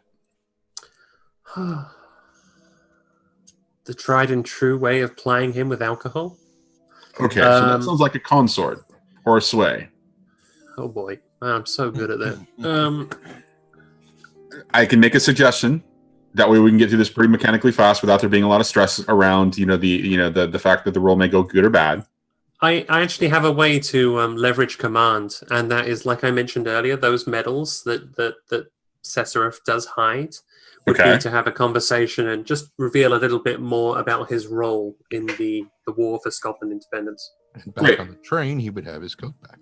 Yeah, I'd have my exactly. coat back. And you would be able to, because it is a long trip to Aruvia, it would be at least another week or a week and a half to Aruvia. Yeah. You would have the opportunity to strike up a conversation. He didn't realize that you were to Aruvia as well. He didn't realize that you were going to be, going to Udwasha. So there's all this opportunity to connect with a fellow Scotlander who is really just a Scotland child who was raised in the Imperial City. And I'll educate him on Doskvol, and hopefully in kind he starts educating me on the Imperial City and what's to be expected in Udwasha. Udwasha. Okay, so go ahead and roll your commands. We'll start with that, him as an asset. Okay. I don't change anything, right? Nope. And then it's all a matter of whether you. I don't recommend taking any stress or any devil's bargains at this point, unless you really want to, because what you're going to be doing, you're going to be converting him from an asset to a cohort. Okay. So that quality really isn't going to have any long-term effect, right? It would be for the one use of him if you need to use him before he becomes a cohort. So. Okay. Bonus dice for love. He has Samantha with him, and they have just done the whole Bonus Miss dice for Grin. love because I miss Louise, and because there was love action going on in the bunk, and I really feel for the Whoa. rest of the Jinx gets all the action on this show. I swear to God. Jinx It's is that- nothing like Joff. All right, exactly. Right. Roll it. Oh, Wow. So hooray for bonus dice. Yeah. quality of 6, or quality of 4. He has 4. He has a quality of 4. But if you need to roll him for that one for use in one case, it'll be 4 dice. But after that, when you convert him to the cohort, then it'll be your tier. So, all right. So that goes incredibly well, and you've earned yourself a familiar relationship with him. You aren't friends yet, but there's a camaraderie beginning to build there. Okay. So any other downtime actions or anything else anybody wants to do before the train begins its descent into the crater that is Udwasha? Nope. Okay. So as we left off last time, as the train was coming in, there is this perilous journey that the train has to make, which is the longest part of the journey. As we were talking about previously, just to kind of reestablish what the trip was like. The trip between Dosval and the Imperial City was very intense. Lots of sounds, lots of scary noises, the train car shaking, occasionally the power conduits that run along the sides that provide sort of this weird sort of electric barrier around the train. They fail occasionally or they're having difficulties, but not a lot of sleep is gained in that particular case. So from the trip from the Imperial City to South Point, it was very much a similar experience. Then you go through the trip between South Point and Bright Harbor across the waters, and it's an incredibly silent journey. Very, very quiet, almost unsettling in how uneventful it is. The trip from Bright Harbor to what's on the map labeled as Lakewood, which is actually where Udwasha is also relatively quiet because it goes through an incredibly crazy series of mountains in the northern part of Aruvia. And so there's a lot of up and down, and going around spires and going through passes. And then there's an incredibly slow journey. And that takes the better part of a week to get from Bright Harbor to Udwasha. And so all of you are just sick because you've been, on this train for a week. And finally, as there is this fine gradual descent that begins to happen, and you're coming out of the mountains into where Udwasha actually is. And it is this gentle slope heading towards this crater where the city is built into. And if anybody looks outside through the, essentially the peepholes that are in the little caboose style thing on the top of the car, there is an eerie glow emanating from the center of the city, and it radiates out. But if Hocus looks at it, there are two things that he notices that are interesting and different. First, the color tone emanating from the light is white. It is not silver. It is not blue. It is not red. It does not change. It is not any of the ones that he remembers from the Change of the Seasons. It is white. The second is it is intensely bright. It is overwhelmingly bright. It is almost like the setting sun level of bright. It's just, looking at it, it is this huge bright source, and you see the outlines and shadows of the city that is on the side, the side of the city towards you. As you can see, kind of into the crater, the shadows are being cast very heavy on that. All you see is silhouettes, and on the other side, you see these buildings that are just incredibly well illuminated as the train begins to make its final, easy incline onto the flat as it's heading towards Udwasha itself. Before we get there, Hocus, how are you reacting to this? I mean, this is based on your last sight, it was probably in the season where it was either blue or red. Now it is shining white. What does that do for you? Well, given now I can't remember if Hocus never actually met Chaos in person. No, he never actually met Chaos. The only exposure he would have had to that stark color of white would have been the invitations that arrived that he saw. Right. But this is not, so this isn't the solid white color. This is a brilliant white light. I mean, it does have brilliance. It is not muted. It is not flat. It is a brilliance, but it is still white. Okay. Well, he would probably be, the well is huge, gigantic, and when the lid, when the cap is off, and that light is escaping, it is, no matter what color it is brilliant. But and it is breathtaking, especially if you haven't seen it for a while. So not only the combination of not having seen it in 20 plus years, but also never having seen it quite like this. He's stunned is probably the right word for it. He was kind of in the process of calling Sky up to the tower to show him stuff, but when he looked out the window and started to point, he just sort of went slack-jawed for a second and was just sort of staring, because he had something to tell Sky, but now suddenly he can't quite bring it to the forefront of his mind, because he's just kind of lost in, holy shit, right, that thing. And he's just sort of completely gobsmacked.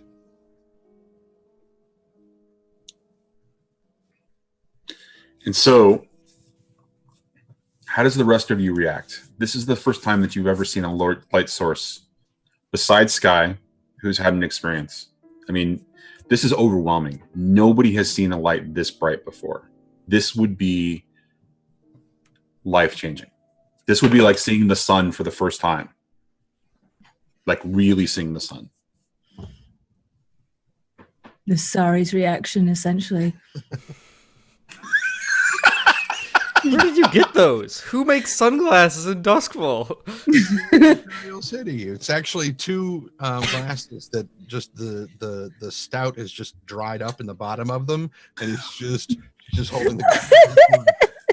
Have you not seen the night vision goggles that are available to lurks? Lurks have these amazing goggles. They can look however you want. Maybe that's the affectation. That's the casing that comes for these goggles that gives them the ability to see in complete darkness.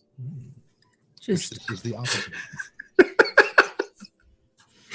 Okay, so now you're on the flat of the land, and you're not seeing necessarily the brilliance in direct ways, right? Because the crater wall, kind of comes up a little bit, and there's a little bit of a lip, and it dips down, and so the city kind of just is sunken into the crater, and the well is at the center of this.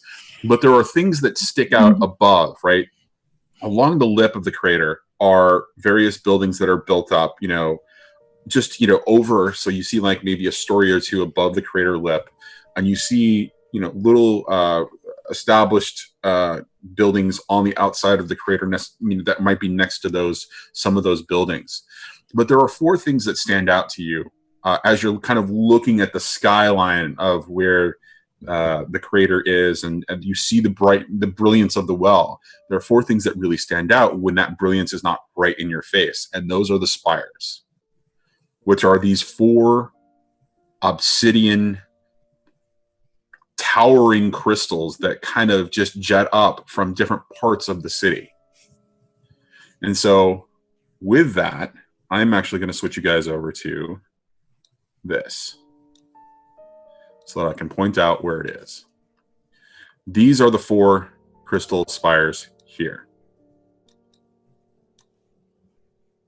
They're in different locations around the city, and they look really confusing at first because they jut above, and they are just, maybe 200 or 300 feet above the lip of the floor, right? And this is the well here. You would have seen that in the distance. Now, The thing that strikes Hocus as interesting is that they have always been obsidian black and completely almost like absorbing all light. They glow very slightly, and it's hard to make it out, but you notice the difference, that there is a slight greenish glow emanating from each of the 4 spires.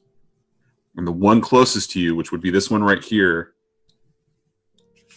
definitely stands out that there is a color shift going on, whether it's a light emanating from inside or it's just maybe wrapped in a like an energy plasma of some. You don't know. You just see that it shimmers. Field. Yes. Okay. As we're heading in, and Hocus, kind of comes back to himself. He points out each of the 4 spires and says, each of these is representative of a different demon prince. This one here is Ixis, Hayat over there, Huset, and the one which applies to my family over on the far end, Sesereth.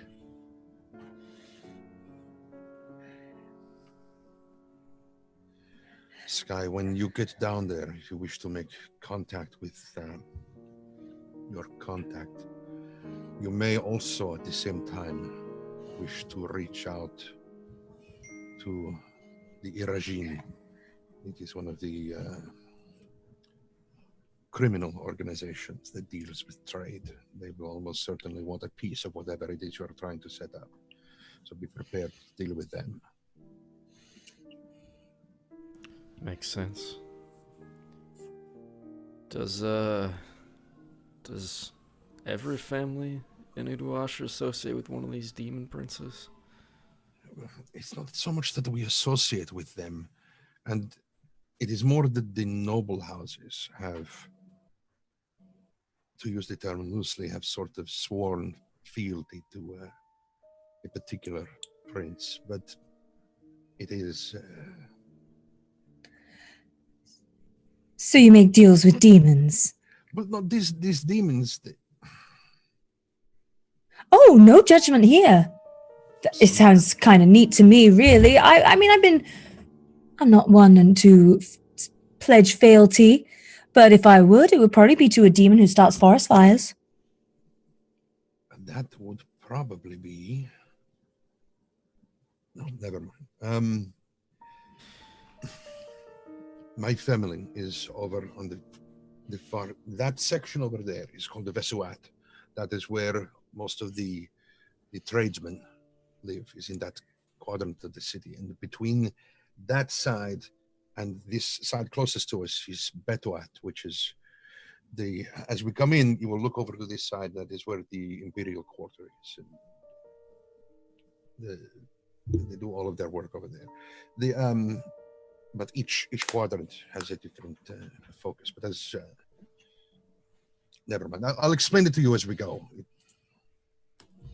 But yes, sometimes we do make deals with demon princes or avatars of them.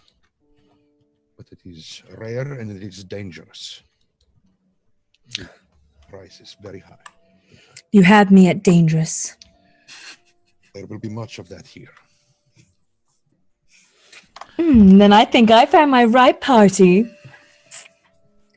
What are we waiting for? We're waiting for the train to stop, actually. But, so it is on the plains as you get closer to Uduasha proper that you see that the lightning towers and the barrier that surrounds has a different sort of shimmer to it. It still is purple, but it's less frequent. There's less activity here. There is less... Usually what you see splotches or swirls when something is pushing against, or something is being retained, kind of restrained from, actually, entering the city proper. The shimmery effect that you often see is no visible here, right? It's not visible. It's not stark. So you get an occasional reflection of something that kind of lets you know that it's there, but the lightning barrier almost seems invisible.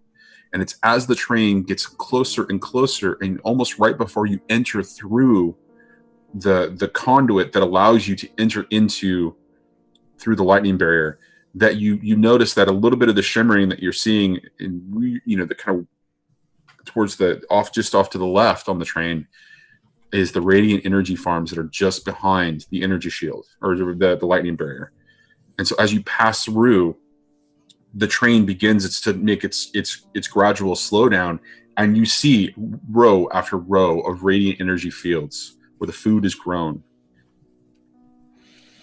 And its light is offset by the shimmering brilliance of the well. But you can still see that there are some very common trees that are used for radiant energy as they are in Duskfall, although some of the plants that are being grown definitely look different.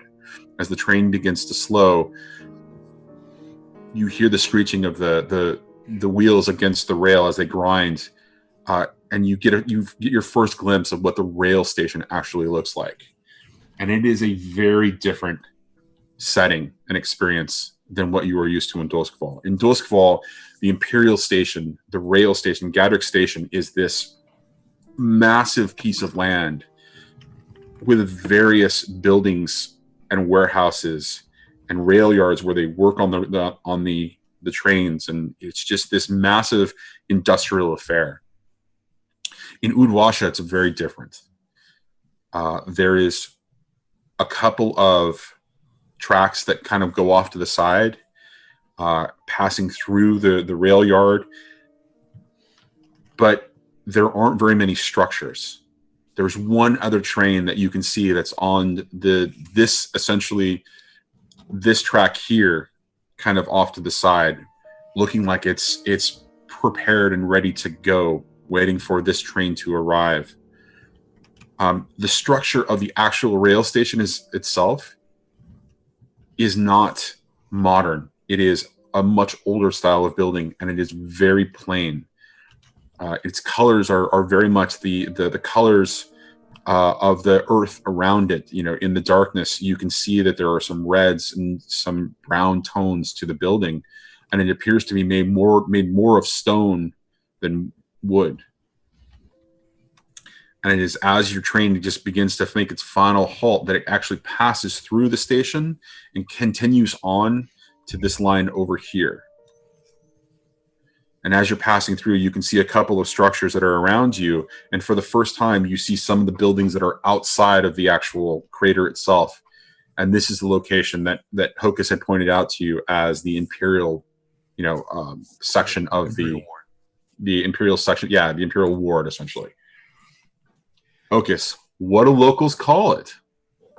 Well, first of all, can I make one slight adjustment?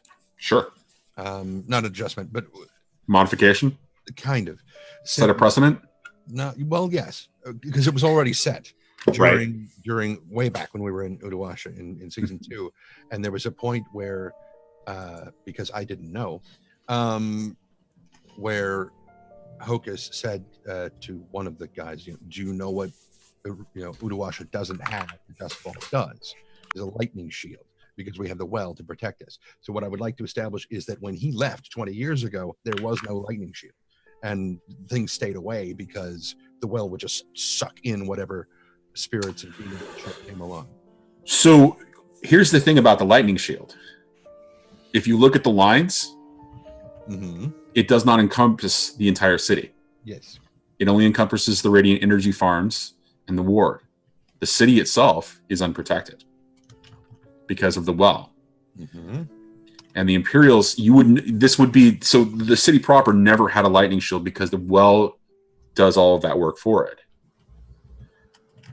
What the lightning shield does is it protects only the sections that the Imperials are quote unquote responsible for. The meddlers are responsible for.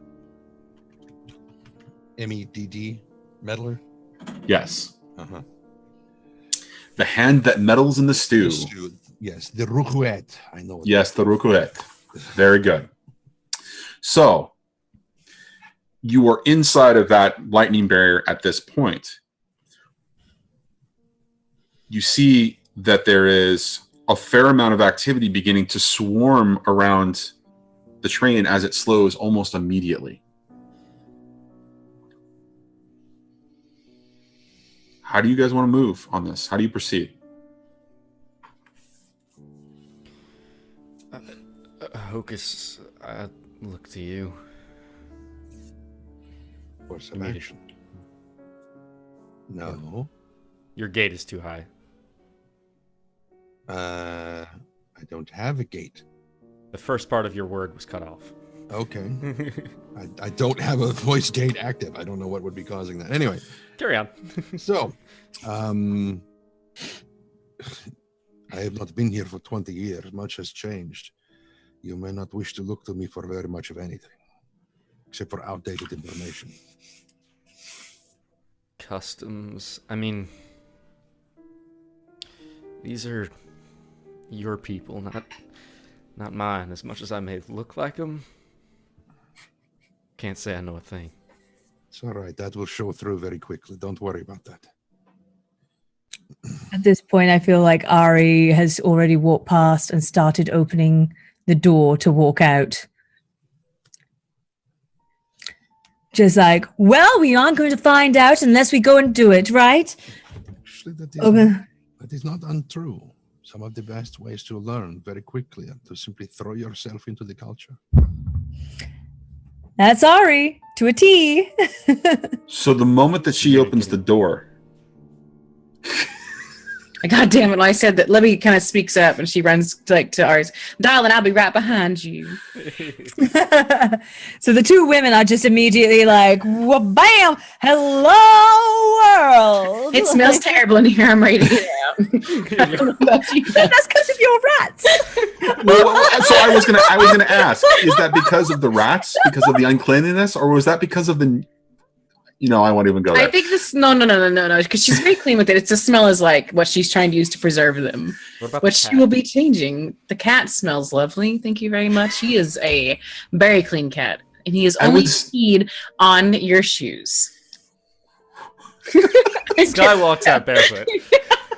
I was going to imply something else about the relationship between Samandra and Jinx, but yeah, I think that honestly, it's probably the cat smell. It's public. I think that's going to be the most pungent smell. Is cat and rats, not whatever happened in that bunk. Mm-hmm. Okay. Listen, Mr. Whiskers doesn't pee on everything, okay? Which was most definitely likely watching that. consisted of Samandra having to throw up from having drank so much. Let's be honest here.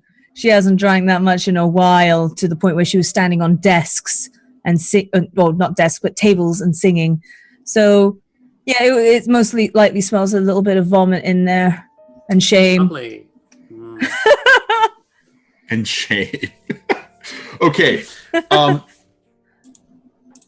As the women open the door to the cart, or to the train car, immediately a number of things overwhelm them. First is the noise and the dust. There are so much activity, and there are so many calls out on the train. Hey, we need to get this moving. Come on, we got to get it this way. No, you go over there. Hey, and there's just all this coordination, because you can immediately see that supplies are being removed from the train, and that there are actual troops that are being, coming off the train as well. A small contingent of Imperial troops are immediately jumping down, dropping their gear, and starting to help move some of the supplies in. As you look out, you all can see that Brance is helping coordinate and actually throwing, his weight behind helping, and just, beginning to carry things and work and coordinate. The smell. What does it smell like, Trent? What does Udwasha smell like? What are the scents that we would get from just outside the city? Just outside the city is different than inside the city. That's what I'm trying to get to, right? And inside the city, it varies depending upon which of the 6 areas of the city you're in. Well, Right. More than 6, but anyway. Mm-hmm. Out here in the train yard, it probably smells very heavily of metal dust and iron. The slightly sickly sweet scent of vegetation that's just beginning to rot because it's been sitting on pallets waiting to be loaded or whatever. There is some fresher vegetation scent that comes over from the radiant energy farms, depending upon which direction the wind is blowing at the time. But down within the crater, the wind doesn't move very much unless there is a decent storm going. So scents in different areas tends to stay localized. It doesn't move around a lot. We also have a bunch of people who have been on a train for a week and a half and may not necessarily have had access to the best of laundry facilities during that time. So the scent of people is very, very strong also in the area. Okay. Would there be anything that would be the strong pungent smell of anything that you would find in the city wafting on the air? Are we not there yet? We're not. Because Go ahead. No, go ahead. Well, I was going to say the closest section of the city is the Betuat, which is the miners, the laborers. And so from that, we would tend to get a lot of earthy scents, especially with there would also be heavier incense used in this section, well, in that section of the city. So some of that likely wafts up from the city a little bit. Okay. But it is a mix of different kinds of incense. So it is a potpourri of various smells. All right. So jumping down off the train, you see that there is the porter individual that you had all acquired as an asset. You see Brantz, who is doing his thing. You see a lot of activity going on.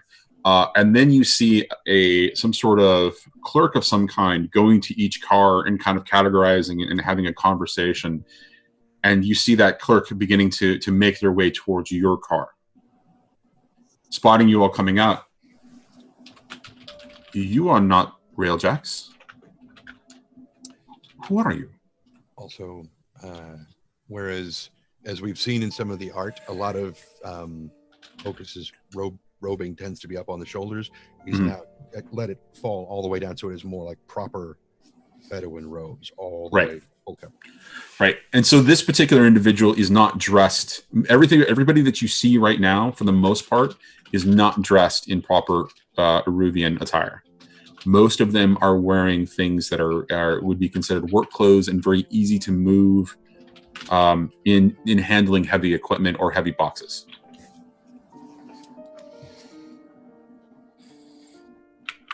So this individual is walking up and says, "You're not Railjacks. Who are you?" Who's to say that we aren't? I am very clearly the best of the Railjacks of all Doskvor. Oh, yes, darling. You should see the work that I've seen her do. I can't tell if you're being serious. Hi, my name's Ari. How are you? I'm very good, Ari. Do you have papers to? This wasn't on the manifest that we were expecting. Can somebody explain? I just hold a paper in Ari's front of his face from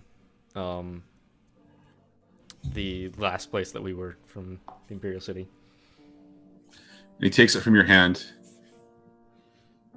looks at you, looks at Ari, looks at Libi, looks at Jinx and Samandra, and then he notices Hocus.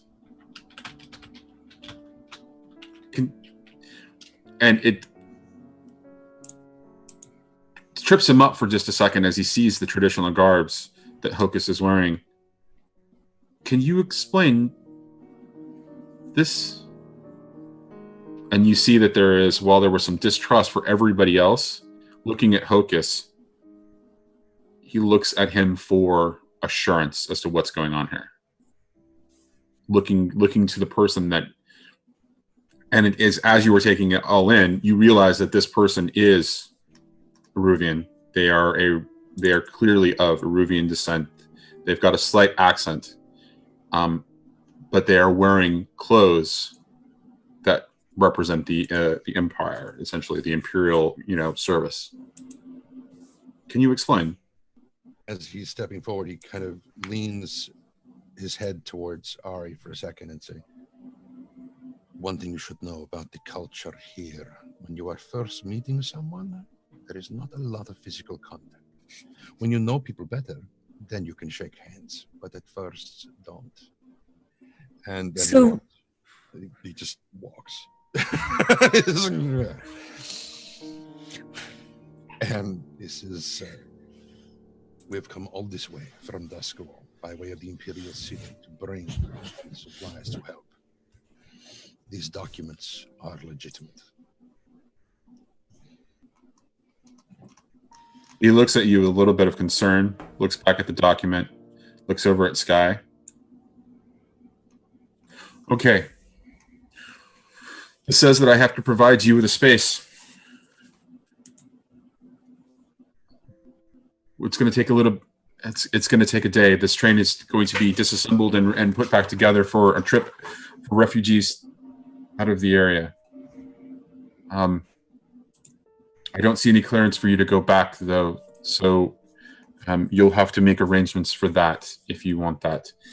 And he yells at a rail worker, not a rail jack, but actually somebody who's almost like an engineer of some kind, and he whispers a couple of things, and looking at all of you kind of strangely as he's, I'll be back as soon as the train has been unloaded to help you coordinate for where we're going to put this.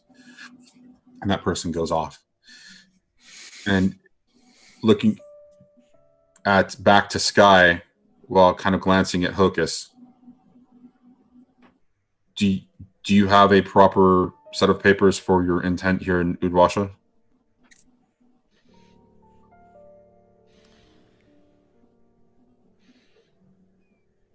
He's just going to turn his head to Sky.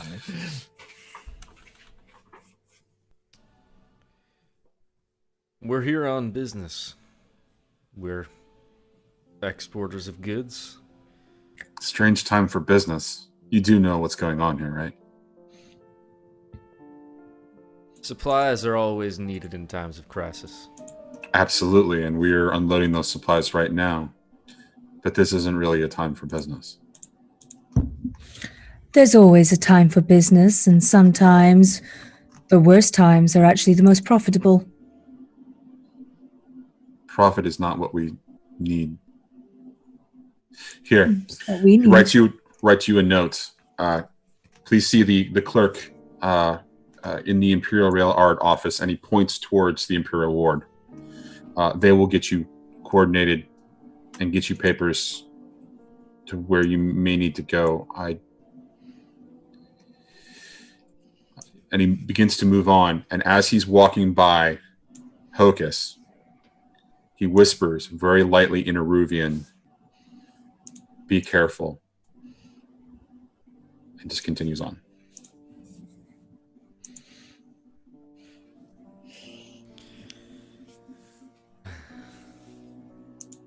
That went well, all things considered. Bit better than I thought it would. One thing, Sky, you should probably remember. Where are we going after this? Well, thought was continue on to Scovelin.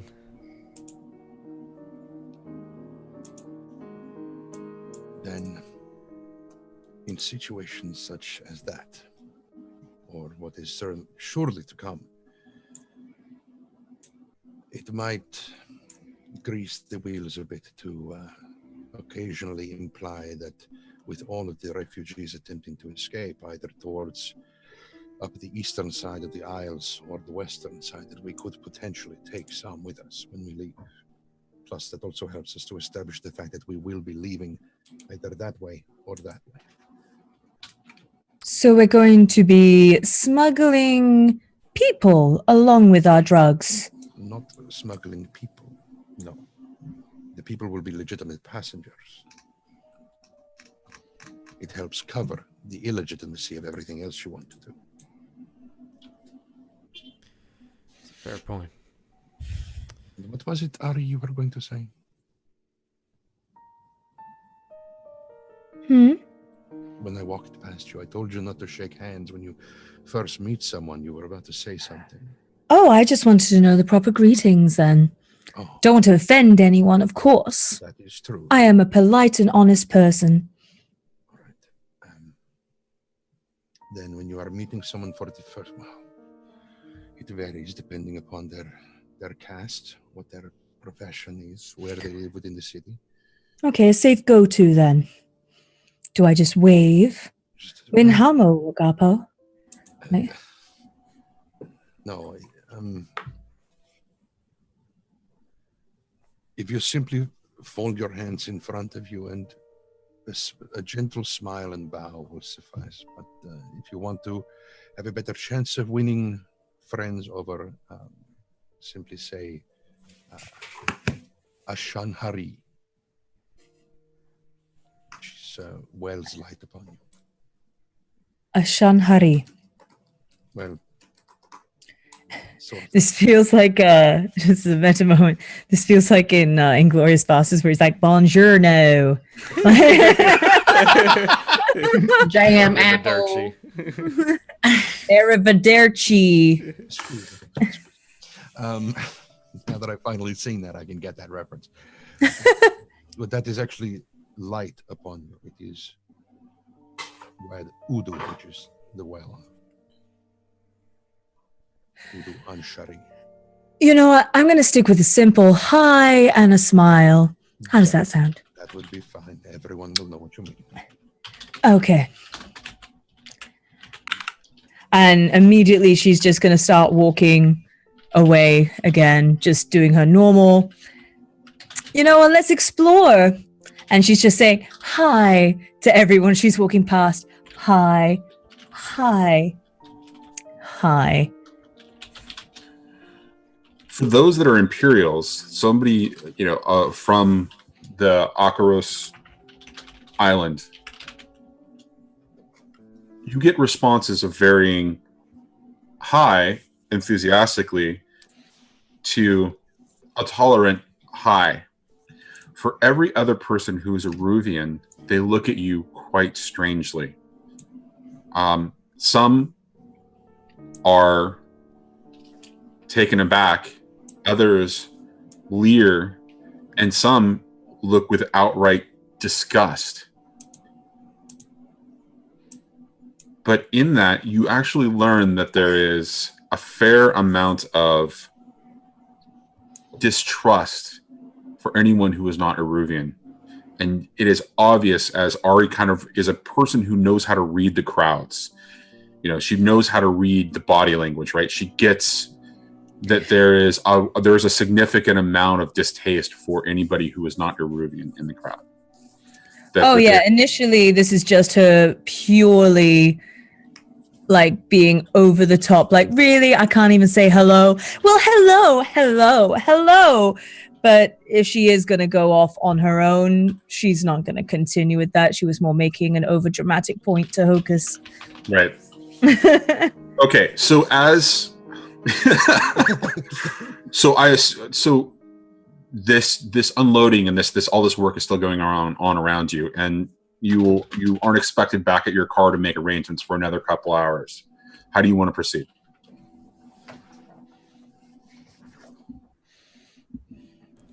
I've probably wandered off to whatever local watering hole I can find. Well, so you will be wandering into the Imperial Ward because you won't be allowed into the city proper yet. They're funneling all traffic from the train into the ward. And so the ward is a series of small buildings, 1 to 2 story for the most part, except for one larger mansion that is the Lord Governor's mansion for Udwasha. And that is off, basically off to the one side, very close to one of the large walls that is built around the ward. And it is obvious over the wall that you can see the lightning barrier as it kind of shimmers a little bit in reflection with everything else. So you can find 1 or 2 different watering holes or taverns. There is a brothel, and it is a brothel. It is not a pleasure den. It is a provincial situation at best, right? It is, you are on the outskirts of the empire at this point, and you will find these taverns and pubs in very much the same way.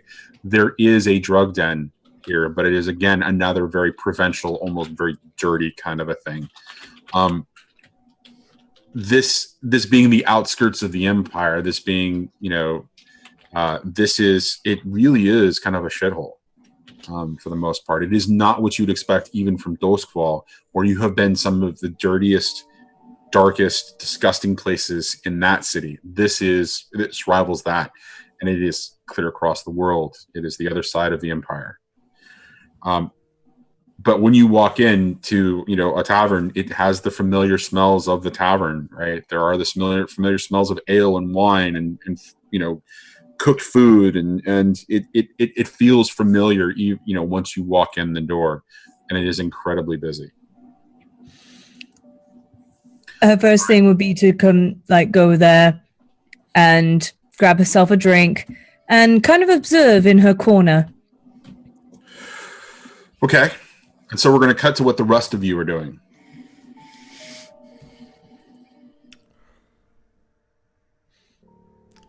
I mean, I think Sky would probably want to do whatever he can to get within the borders of Udwasha as quickly as possible. Well, first things first, I think he's a little bit off-put by the reaction that the native Aruvians gave him and how quickly they turned to Hocus, despite the fact that Sky hadn't even said a word yet. I think he would want to get some native Aruvian garb to blend in a little bit more. As soon as he talked, they would probably notice, but just so he would get a few less strange looks while walking around. So you want to acquire something that makes you look more like a local then? Yeah. Okay. So there is nothing like that for you in the Imperial Ward. There are some shops, there is a tailor. None of them provide the means to wear native clothing, right? And as you make your way through the ward, and so I'll kind of indicate where the entrance to through the ward to Udwasha is, right? It's right there. As you get close to that, you see that the entrance is heavily guarded, and that there is a need to present clearance, of some kind through the papers to enter the city proper. And you can see that the tunnel that divides through the wall between Udwasha proper in Beteret and the Imperial Ward, those two, that tunnel's well lit. It's well guarded it's clear. It's guarded on both sides. So yeah, you're not going to find a way to do that yet. Okay.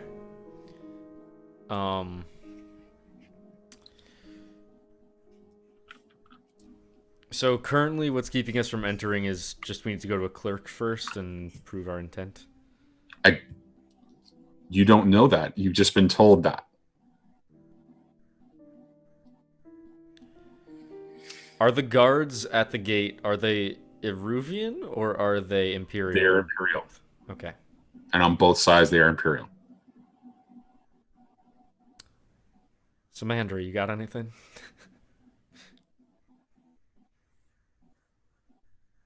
I'm afraid I've kind of literally just got the clothes on my back to me now. And that's all.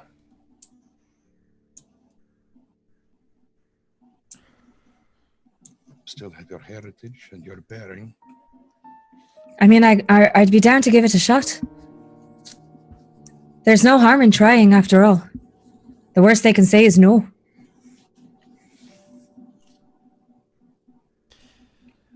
I'd say it's the best option we got right now.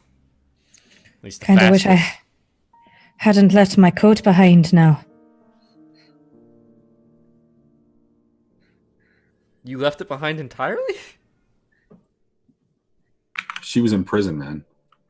Oh, that's fair. Got any documentation, a badge, anything that could prove your rank? Wait. And she's going to rummage through her little tiny pouch that she has, like literally like this is it. This is all she has going for her is in a little pouch. And reaches in and she finds one of her like medals of service. She's kept on, like held on to those medals as like kind of a memento. This might be able to get me somewhere, but I cannot guarantee. I mean, after all, I've been dishonorably discharged. Don't know that yet. Or it doesn't reach Aruvia that fast. Then she's gonna pin it to the coat that she has.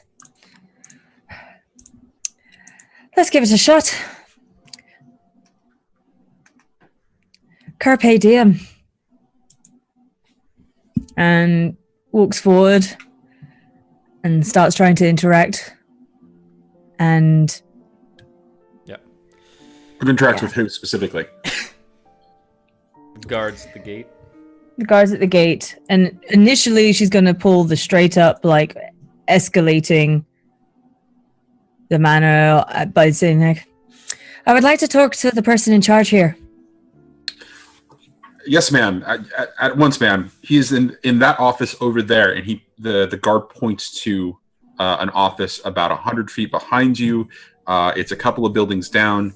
You can see that the other guards, the other Imperial soldiers, kind of perk up. Both men and women are stationed there. They all just kind of perk up, and they start to look like they didn't see that you were a captain, essentially, until you walked up because you weren't wearing a uniform. They saw the emblem.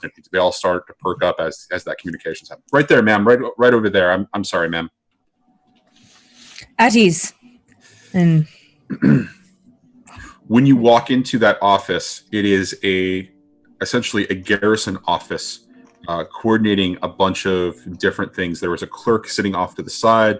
There was a larger desk in the back of that room, and it's a very small room, and you see that there is a major sitting behind that desk coordinating paperwork, and she is just sitting there, doing things, and she's talking to the clerk, who appears to be a lieutenant, and that clerk is coordinating with some couriers who are kind of moving back and forth between coming in and out of that building. And as you enter in, are the four of you going in with her, or is it just Samandra that's going in? I think Hocus would stay outside. Okay. I Just think quickly, I was going to say, just quickly, Johnny, how are people looking at Jinx, a scarf? They aren't taking any real notice of him too terribly much. Fantastic. Good. Because of who he's with. Your clothes aren't noticed too much because there is a flurry of activity, but this is also the edge of the empire in a lot of ways, right? This is a place where more miscreants and more a diverse group is going to be seen than just just Scavs or just Eruvians or just this or just that, right? You're in the Imperial Ward. You're essentially a pit just outside of the city proper. Okay. Pit of Imperials, basically.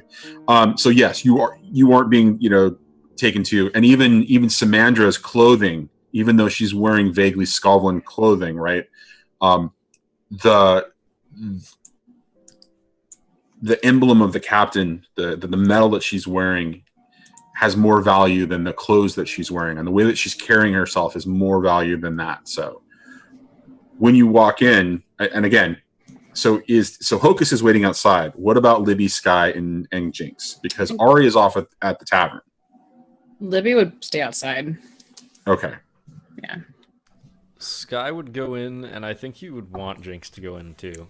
Yeah, Jinx would go in and he'd adopt the manner of someone that was perhaps a hired hand, merc, henchman. I'd be behind and off to the side of Samandra, literally trying to look like a tough. Mm-hmm. Like Libby and Hocus are just like discussing herbs. Like, so about that. So if you smoke this one, and you get this effect, right? If you smoke this one, all right. So I'm gonna ask this question very pointedly, just because. Sky, are you sure you want to be in there since you're a Ruvian by ethnic birth? Yes. Okay. All right. Just confirming. All right. Samandra walks in first, flanked by the two of you kind of standing behind her. And immediately the lieutenant looks up and says, he starts to say something, and there is a look of frustration and anger in his face, and then he sees the medal. And he stands up immediately. Ma'am? Sir. How can I be of service, ma'am? I need access into the city. For myself and my companions. Sorry, ma'am. I can't grant access. You're going to have to talk to the major over there. She's currently dealing with the train that's just arrived. Give me just a minute, and I'll see if I can get you a moment with her. He immediately steps up from his desk, motions to a courier that he needs to take off, and that courier takes off and walks over to the major. And the moment that she looks up to him, he has a word with her. You can see a fair bit of looking up at the lieutenant, then looking over at you, looking back at the lieutenant, looking over at you, and you can see that this woman, this major, is clearly somebody of has some breeding behind her, some noble breeding, specifically from the imperial city, right? She's looking back and forth, looking at you, conversation. Then she motions you over. Does Sky and Jinx follow her? Yes. I think I would usher them to come with me. Okay. All right. What can I do for you, Captain? I'm looking for access to the city for myself and my companions. We have business dealings. What is a captain doing in the city of Udwasha out of uniform? Why are you in my ward? I owe these two gentlemen here behind me my life. The very least thing that I can do is help them to pay their respects to their loved ones on the other side of this wall. And with that, she kind of looks at you funny. Well, he's clearly a Ruvian, but why is there a Skav paying respects in a Ruvian city? I have decided not to bother asking questions too much about their background. All I know is that these are two gentlemen who decided to help me when I needed them. And the least I can do as an honorable person of my word is to help them. But my job is the security of Udwasha and this Imperial ward outside of Udwasha. I will take full responsibility for any of their actions while they are within these walls. Yeah, I'm going to need a little bit more than that. I'm not really sure that I trust the situation. How do I know that you're actually a captain? That medal could have been pulled off of any body. Okay, so around a bit of metagaming. Go for it. I would like for Samandra to start listing off every bit of warly duty that she has done and performed throughout the years. All of the yeah, exactly. I mean, can she list rank and serial? And is there a rote way of introducing yourself within the Imperial Army? Well, so that's a bit of precedence that we can establish here. I mean, things that we've talked about with the Imperial Army in the past, and Samandra specifically, has all revolved around her relationship and situation and her involvement in the Unity War, right? And how she was stationed, there, and that all of that. what we're talking about is a fair bit of the practices of internally what's going on in the Imperial service. So yes, I think there is a name, rank, serial number, and a list of achievements that might go over well in that conversation. So I think that that's the proper way to do that. And so she would listen to you as you're starting to, oh, okay, all right, okay, and all right. So could you at least explain to me why you're out of uniform? Unfortunately, my uniform was yet another victim of all of my situations. The only thing that I could salvage. She's still getting over the alcohol from the night before. The only thing that I could salvage was my badge. And I know that that during war, sometimes there's very little that we can take with us. And even that few things that we can just also be the death of us. It was a risk getting these badges out. But I've got them anyway. So it's then that you notice that you never see her left hand. She's always writing with her left hand and moving things around. And she brings out her arm, and you can see that her hand is missing and that she has a stump just above the wrist. And she looks at you and she says, "Of that I know, and I owe this." And she points it out, the stump, to some of your kind. I still don't trust you, but it's actually not my decision. My job is the security out here. You're going to need to go over to the Lord Governor's and apply for access. I can't do anything more for you, Captain, especially... I don't suggest that you follow them inside. That's all I'm going to say. Here, and she starts to write something. Here is a writ that will get you past all of the red tape at the Lord Governor's mansion. Take my word, please. Don't go in there. Let them do their business, and then find a passage back on the last train going back to Aruvia, or going back to the Imperial City. I appreciate the words. I will heed with caution. Okay, so we're actually going to cut to Ari, because this is a great point for Ari to start getting a bunch of information that's going on, that's being discussed. You are hearing things that surprise you, even coming from Doskvol. Spirits walking the city, right? You hear about this, but there's surprise when anybody talks about the spirits walking the city. Because it's the well, and you keep hearing the damn well, and the security, and you hear all of this just sort of frustration over the fact that there are that the whispers are working overtime, the Imperial whispers are working overtime, and you hear a couple of other things that are mentioned. It's impossible to really approach the well, to get an idea of what's really going on, and that Blackwood Park is completely off limits, given whatever monstrosities are walking through there, vaguely man-shaped, but not much else is known. Is there a possibility that Ari might find out a back route into the city? No. Every time you hear something talk, there's this talk about how the city is being well guarded from the Imperial Ward side. If you were to press and poke for information, you would hear rumors and tavern stories about pathways into the city, outside of the lightning barrier, going over the lip of the crater itself, maybe going through some of the buildings, from one of the districts where there is a building that is close to it, but they call that madness, given how angry spirits are. Okay.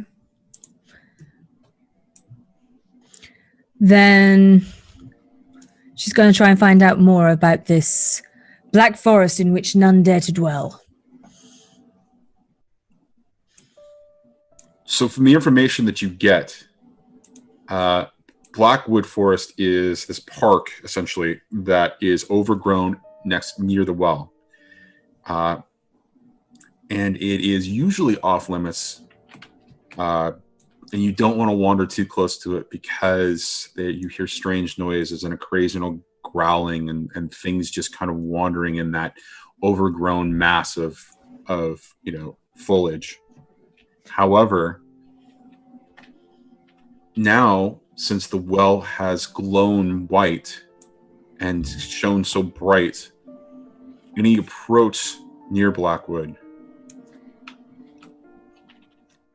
the noises have changed, and the shapes that are seen are vaguely humanoid, and there's a mass of them that apparently moves as a herd inside of there.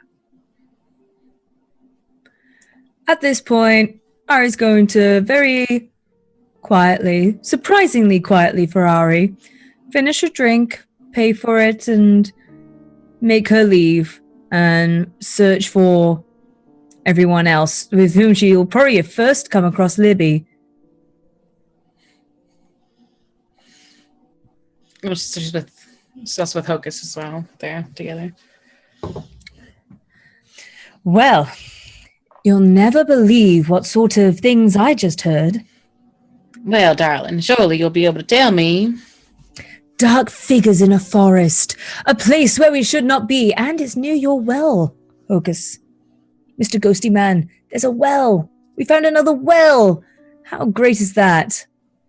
Simply another well. This is the well. Udo. And I suspect you're talking about Blackwood Forest. Blackwood Park. Yes, it's on the northwest side of the well. That's the What about it? Well, from what I've heard, we should stay the hell away, which means basically, I think we should go and explore. I do love an adventure. Me too. I always knew there was a reason why I liked you.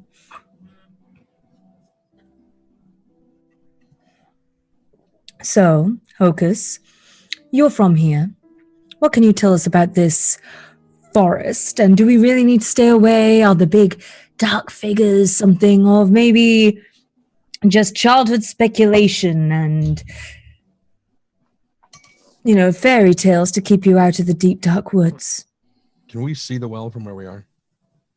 No, because it is over the wall that surrounds the war portion right here. We can see the light radiating. Oh, you can definitely see the light emanating, right? It's always emanating. Yeah. Well, unless the lid is down. Yes. No. It is always emanating. It is daytime, but it is daytime when you arrived, right? At the time of the day, right? But as you get into what would be the night proper, the light never ceases. The lids that that should be closing over it don't appear to be either closed or affecting the light source. Ooh. During whatever Hocus is about to say next, I just want to note that Ari is kind of humming the tune of like, who's afraid of the big bad wolf? The big bad wolf, the big bad wolf. Just Do you see this light here? All right. All of that light is emanating from the well. We saw it when we were coming down. It used to be that any spirit within the walls of the city would get pulled into it and was gone. There were no attacks from demons. There were no spirits wandering the streets. And the closer you got to the well, the faster that would occur. Apparently, the well has ceased doing that. That means that this town is entirely in chaos on the other side of this wall. My family is probably very, very busy indeed, as well as any spirit wardens which may have come down from Duskfall or the Imperial City or anywhere else. And as you say that, you see one making his way towards the gate. Not unlike that. But he's alone. And he walks not in any way, shape, or form like you know the gate of the common spirit wardens. He clearly is wearing the robes of a warden. He's clearly wearing a mask. But there are differences to it. It is, shall we say, unique. And it's very obvious to Hocus that something is off.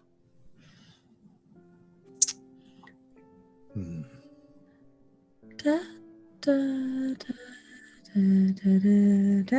How would you like to meet a spirit warden? I thought you'd never ask. Go and talk to that one. Hi. Does Ari run off and go to engage him? Yep. All So right. I've heard you're a spirit warden. How is that? And Hocus is going to move up, not with her, not side by side, but kind of sidle up as though he's waiting for his turn to speak, but holding back. Close enough to hear, but not close enough to... So the face turns to you. The mask turns to Ari. And it is very much similar to the Spirit Warden masks that you're used to seeing in Duskfall. Rare as you might actually see them, you would recognize it would be very easy to pick out a Spirit Warden and know that they are very similar, right? They wear the same exact mask, they have the same body shape, they walk around, they have the same gait. All of the mannerisms, everything about them, every characteristic about a Spirit Warden you've ever met is familiar. And so this one is very different. And as he looks to you, his movement kind of just catches you off guard because it is unfamiliar. Ooh. Who are you to talk to me? I am but a person talking to another person, strange as the other person might be. I don't have time for you. And he begins to move on. Oh, wait. Oh, we got off to the wrong foot. Hi, my name is Ari. I have a weird history that involves a lot of sex and drugs. And you are? Not interested. I never offered you anything. I just want to know who you are. I'm not interested. And he continues to move on. Well, this guy here, and she now like points at Hocus, who's like, he's one of your folks. So how about, have you met Hocus? He turns to just tell her to shut up and just, dismiss her and be just really rude. And at the moment that he catches sight of Hocus, he stops. And while she's had him distracted, Hocus has put his mask on. And he looks back at you.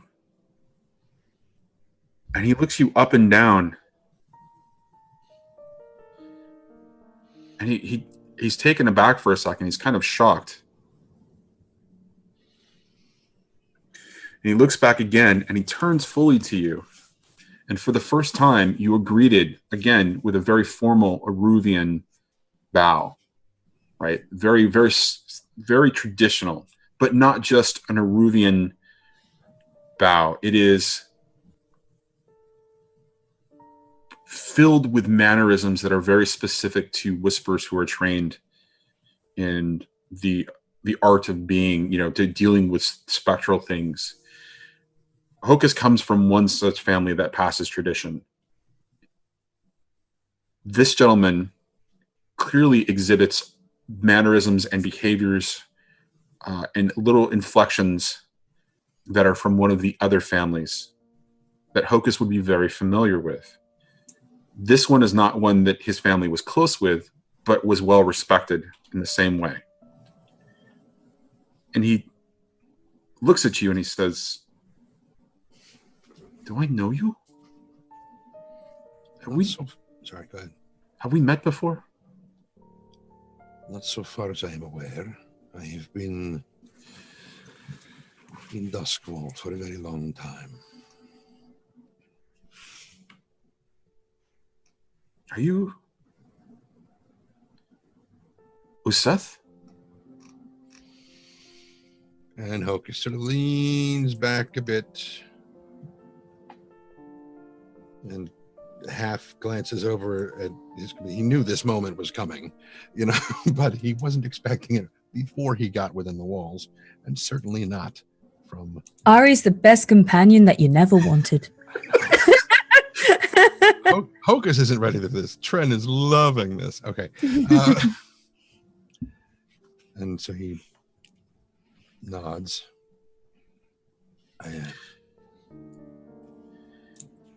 And so when you nod, he looks at you up and down again and removes his mask. And so the robes that he's wearing at the top have this hood that kind of covers his hair and his scalp and his neck and everything else, thus hiding his identity. But he pulls the mask and you see a face that's very familiar. Someone that you played with as a child. And he pulls back the hood and you see that he has long braided hair, and his hair is flecked with gray, but it is still the luster of, a very deep brown that you can catch in the moonlight, right, in the reflection of the other light. And he says, "Your family.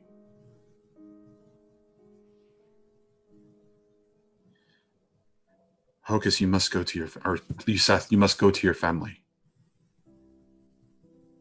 It is. Why are you back?"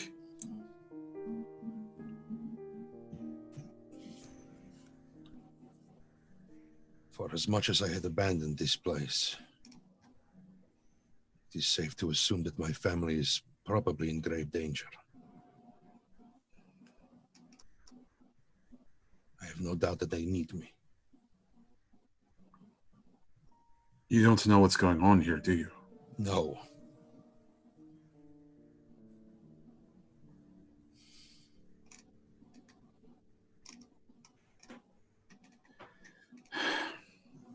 I'm sorry. I don't. And he starts and he stops and he says, "Where are my manners? I don't know if you remember me, but my name is Ron. We played as children. When you left, I apprenticed with your uncle out of respect.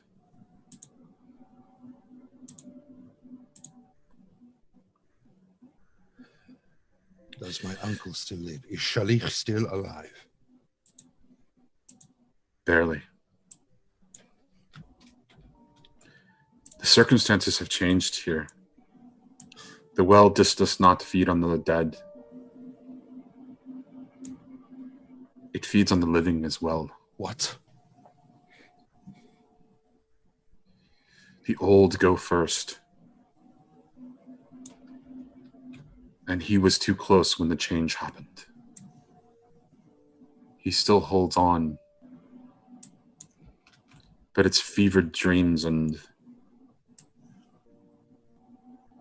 gibberish when he is awake.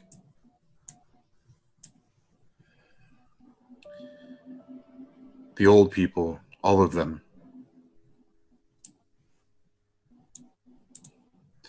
I can't believe I'm having to say this. It's so long since I've had to explain it. The old people keep muttering. And it's like it goes in a circle, but they speak of the return. The princes. They are to return. Of course they are. Princes. Demon princes. I mean, you had me at princes, and now you're adding demon to the list. That just sounds like a good time. Mhm. So, princes. At you saying that, Rowan looks from Hocus with reverence and looks at you with disgust. And he says, do you not know what that means? Do you not understand? Isn't that part of the fun? It's finding out for yourself and making your own mistakes or your own successes. You said out of respect for you, I will not restrain your friend. Oh, please do. Not like that. Oh. Then no, I'm good. Thank you.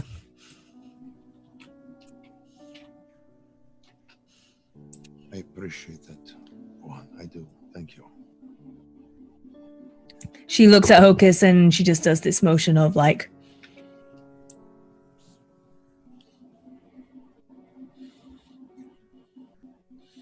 That's my stamina. Which is an Arugan curse.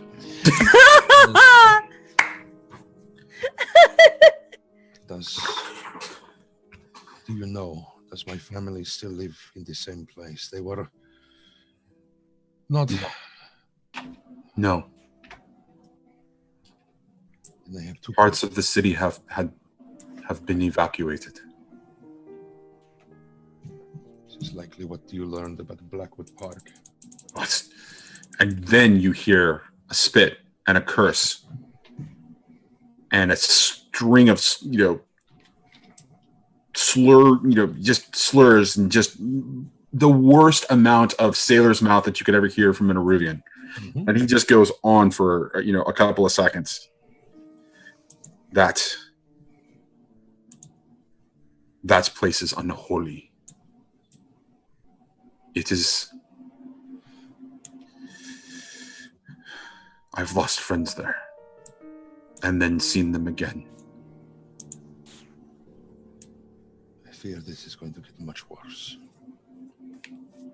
Even all the things we've seen in Aruvia, even all the things we've witnessed in Duskwall before coming here, this is going to get worse. And at that, he looks at you again and he steps forward and he holds up his left hand and he says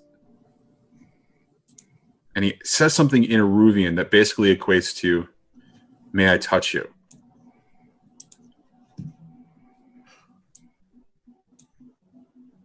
And there is a very long moment of what is clearly the war between needing to know whatever it is that he's about to share and don't fucking touch me, between the two. the temptation from Ari to just be like, now kiss. What happens in Aruvia stays in Aruvia. Now kiss. Fortunately, But she's going to hold her tongue. But I know that Hocus can probably hear exactly what she's thinking at this point. Just well, given the fact that it was an Aruvian, she may not even know what the hell he just said. But after probably close to 30 seconds, Hocus just nods very slowly and just behind his mask just sort of grits his teeth. He reaches up and grabs just under your chin, just under the mask, under your chin, and turns your head, pointing your chin to your left shoulder. And then he does the same thing and turns your head slightly to the right. And he steps back. ooh. When did you speak to the voice? And since when he walked up, he was standing basically like this, waiting his turn. in his hand. He had the card ready to pull out if Ari screwed up. So he still has it in his hand, and he kind of turns it over in his fingers a few times and says, "It was a very brief discussion. And it was perhaps 3 weeks ago, perhaps a month at most. But it was that meeting which led me here." You hear the bells, don't you? I've heard them for a very long time. There are no bells here. No. There's something much worse. He steps back and he says, Seth, I must go.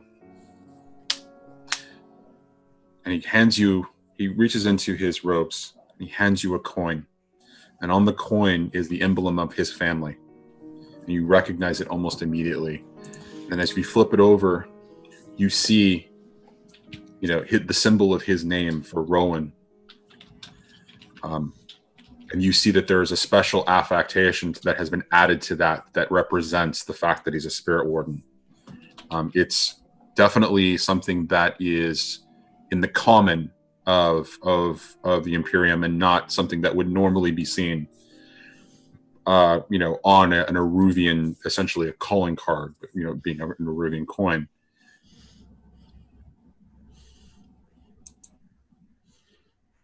Come see me at my family home.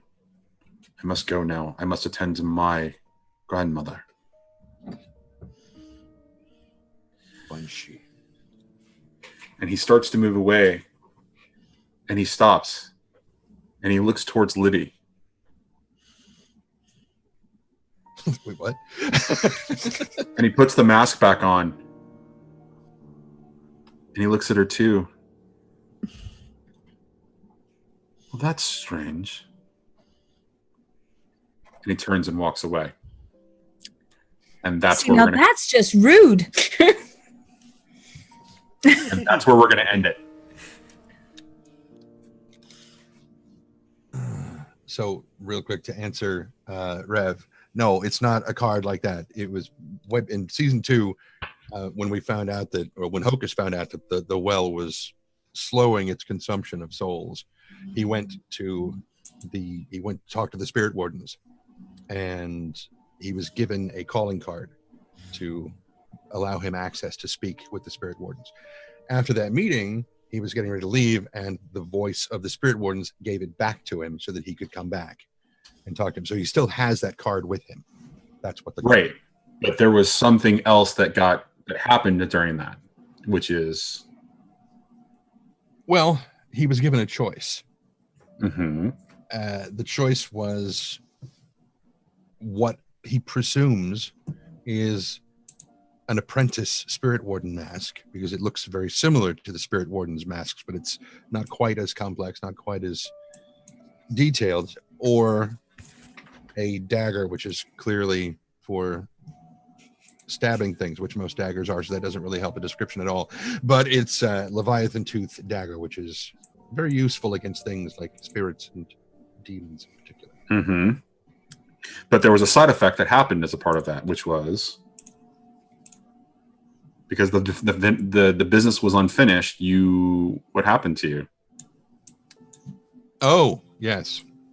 The bells. That's the important part, right? You mean the fact that the bells got louder and louder and louder and louder and louder, and that you could hear the crows, and eventually have a conversation, or at least interact with them directly. Yeah. And was calling one of them over to him and gave him a piece of eel jerky. Yeah.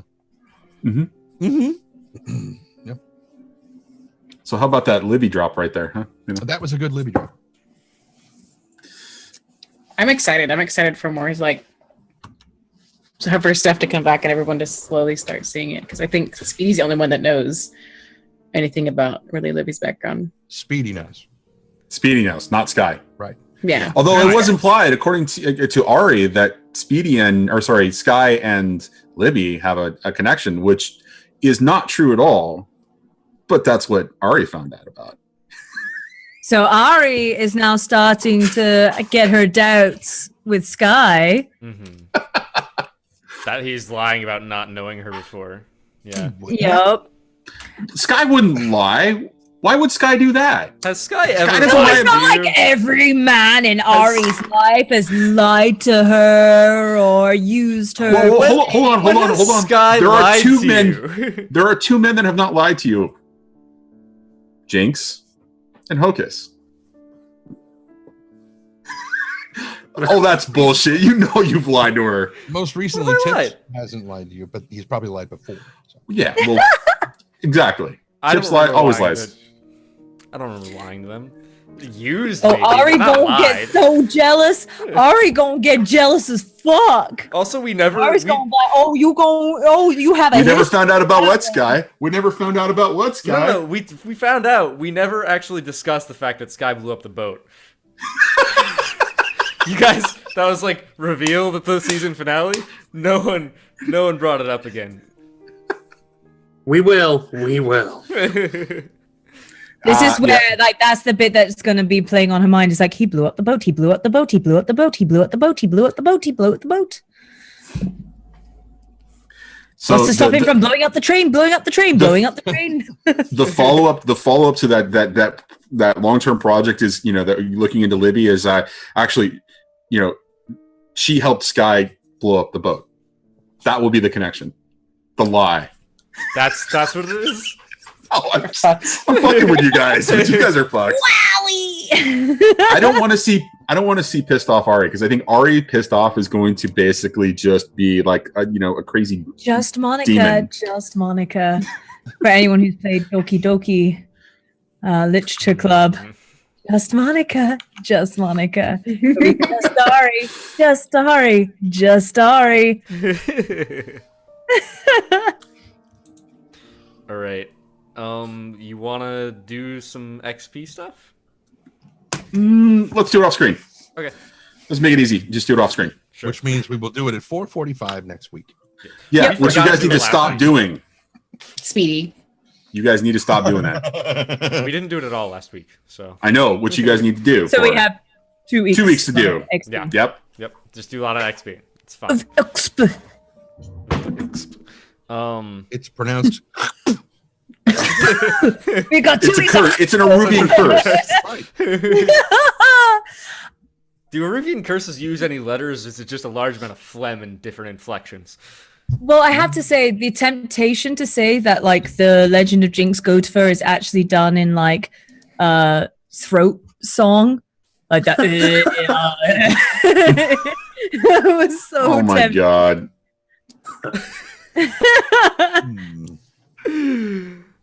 See, the Beautiful. problem for me is hearing Ari say, "Oh, it's done in throat song." Hocus would be like, That was at Samandra. It was at Samandra. I know. I'm saying Ari saying it's done in the throat. He would just be like, Yeah. Yeah. Yeah. Also- Actually, I love that Samandra's with us. At this point, Madame, you're basically playing two different characters right now.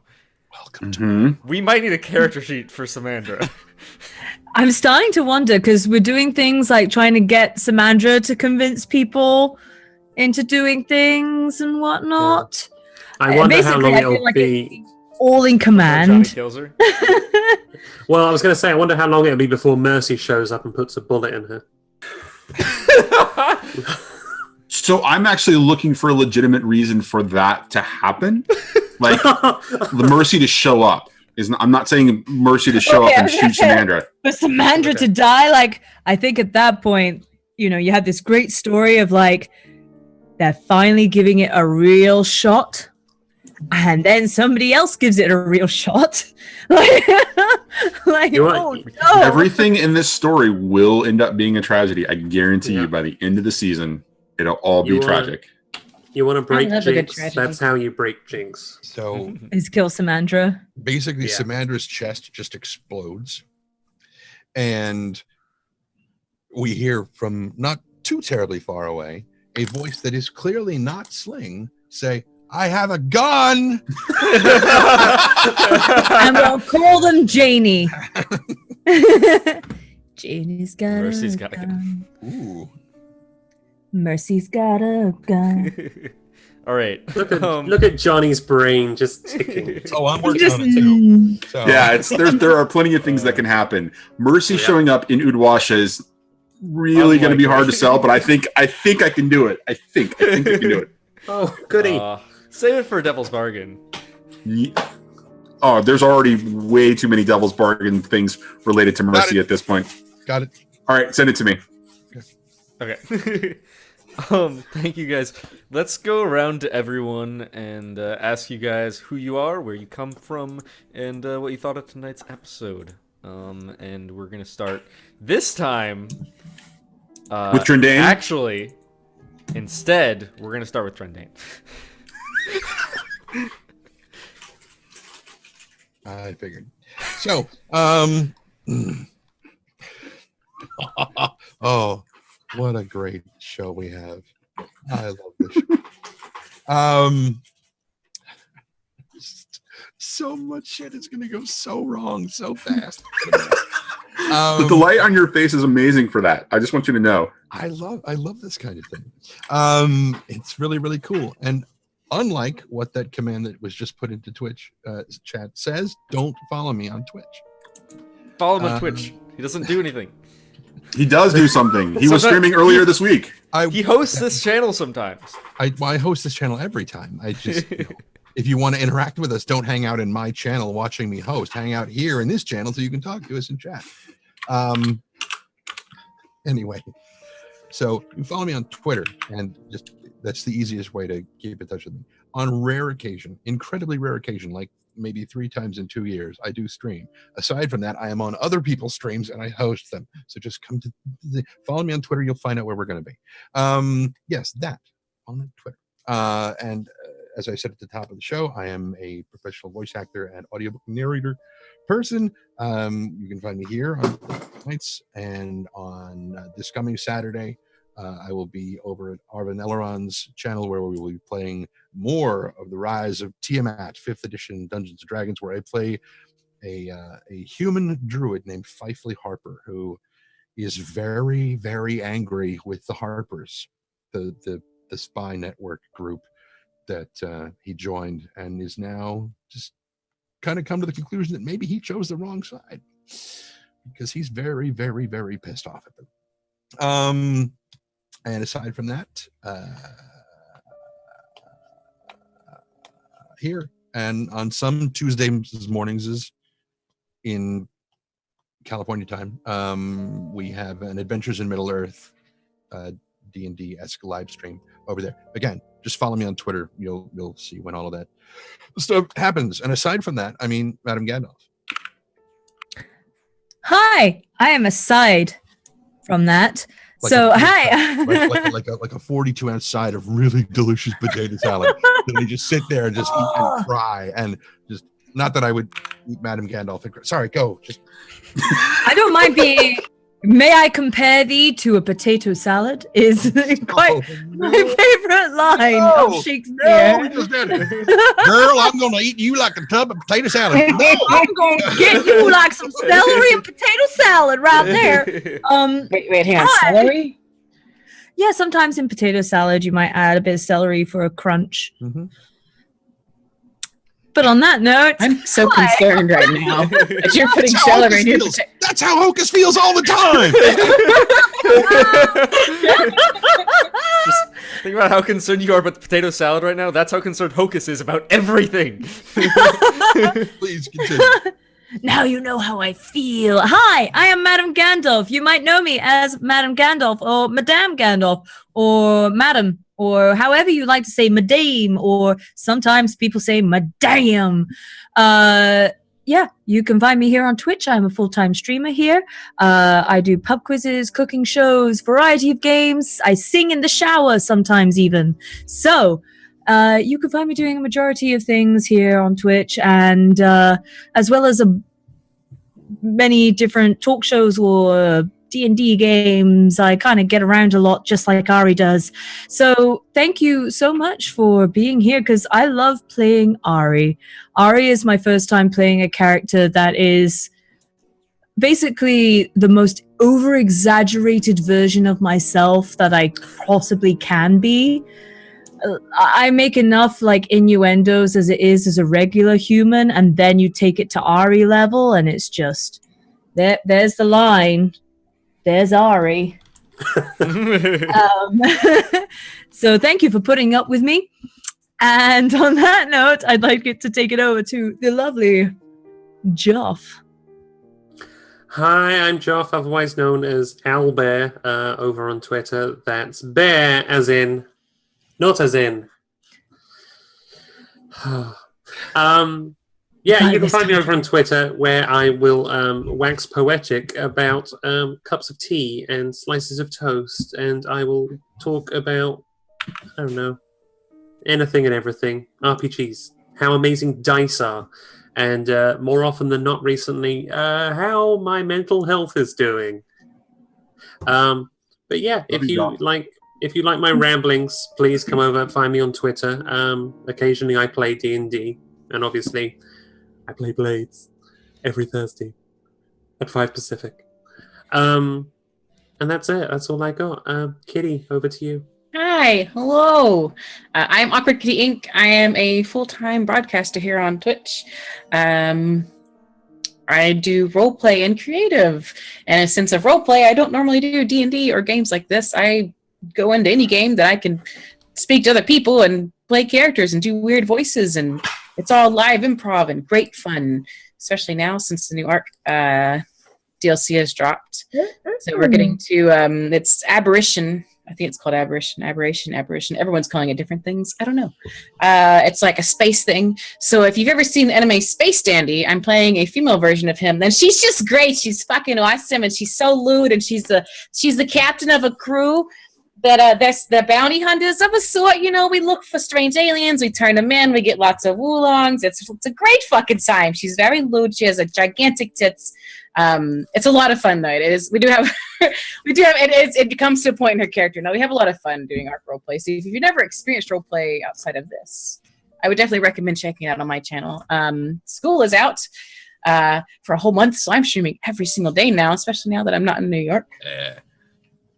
My heart's broken. It's all Sweetest fault. Yeah.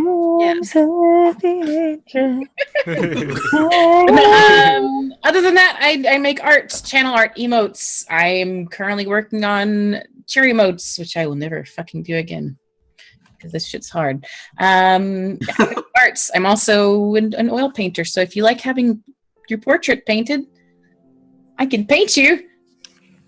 You know.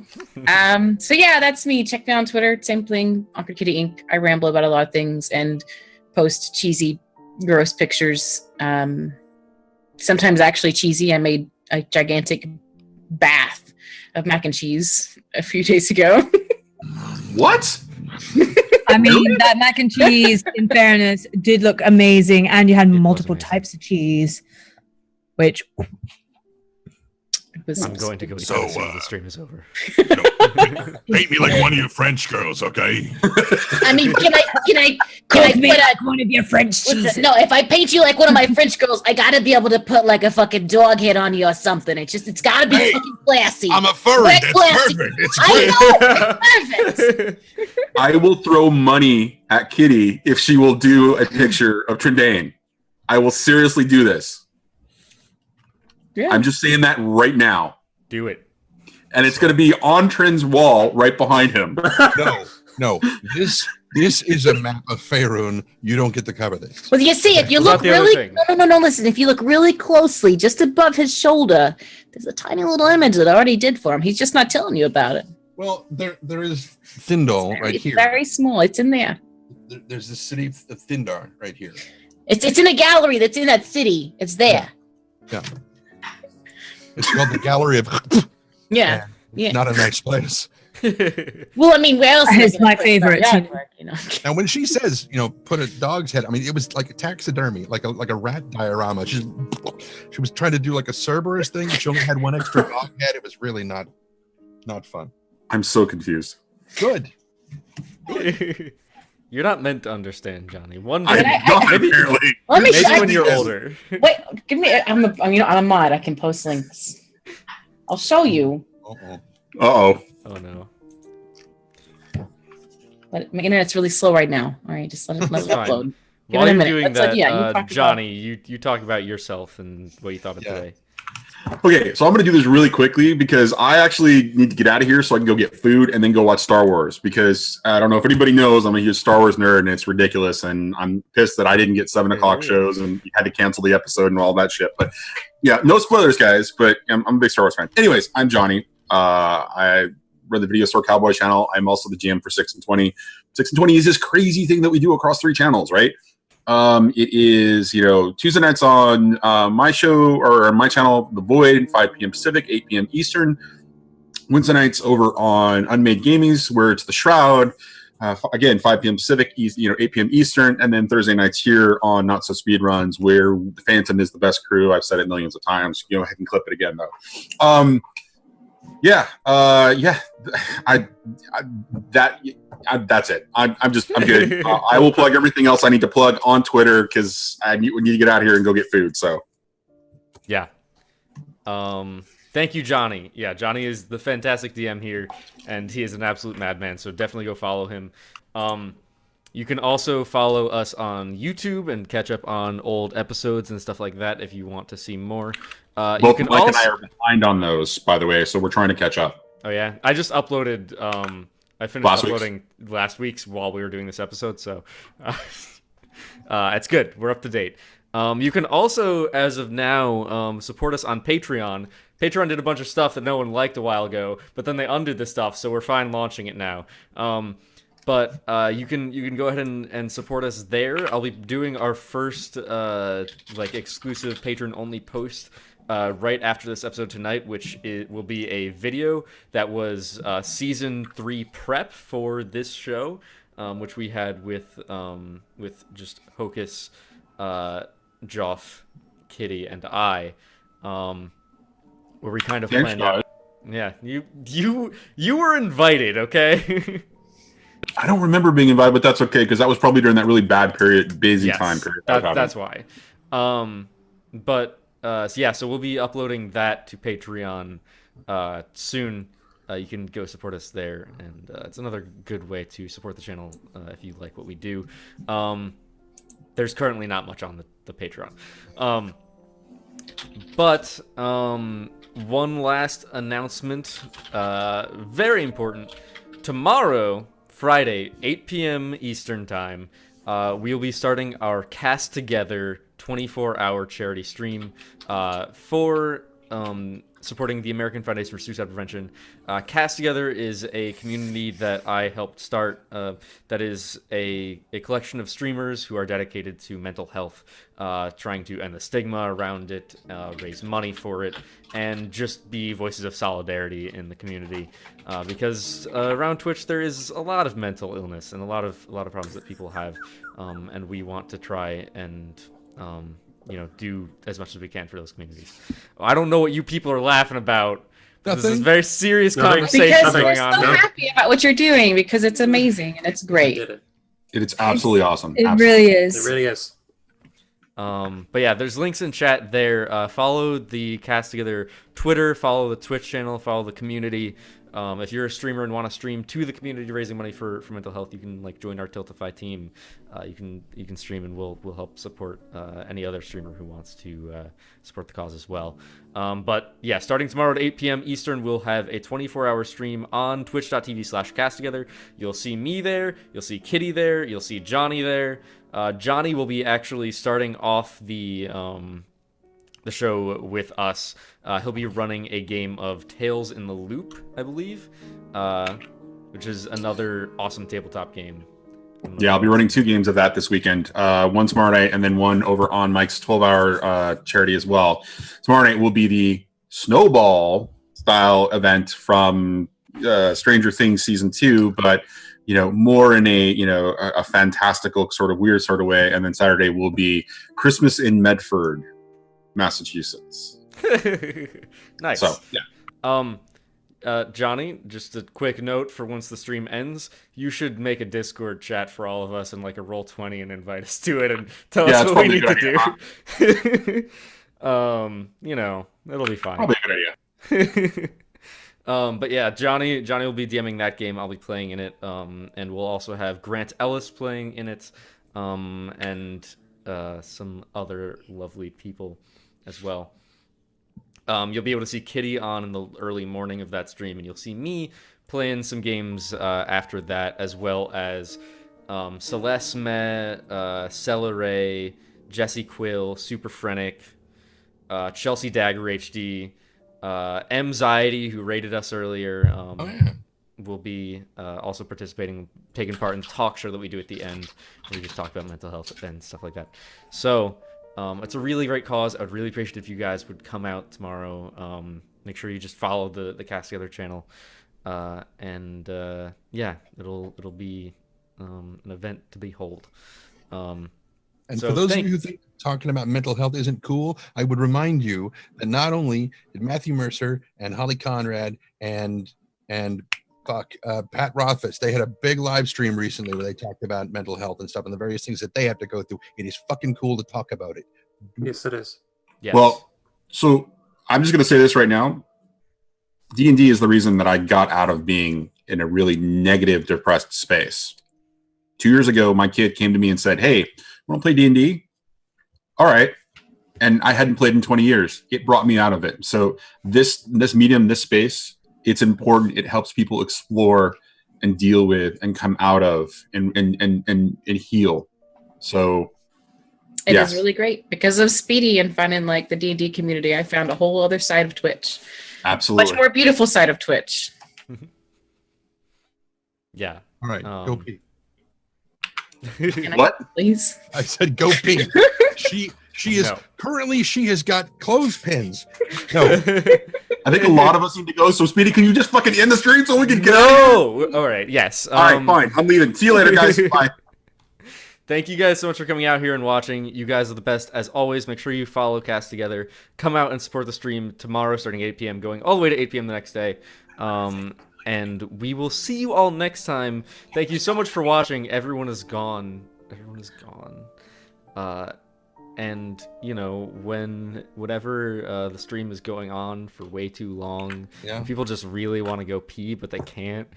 Will you fucking just raid somebody? God damn it!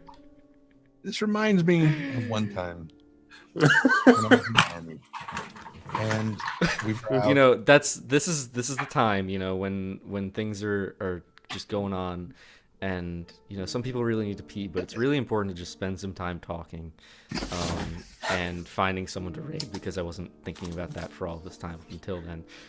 But for all of this time, you know, just keep on talking, just keep on being yourself. Well, I'm so glad we had this time together to have a laugh and maybe sing a song.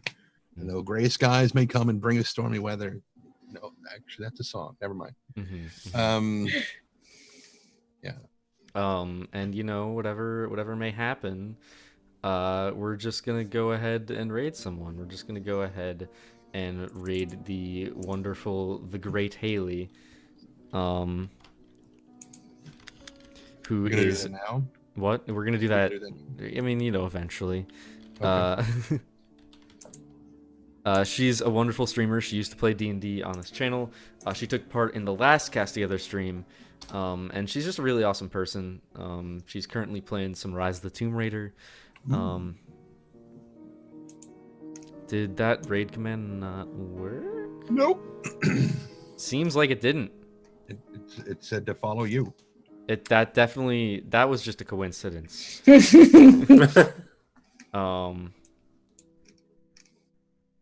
It seems like the bot was supposed to do that. Whatever.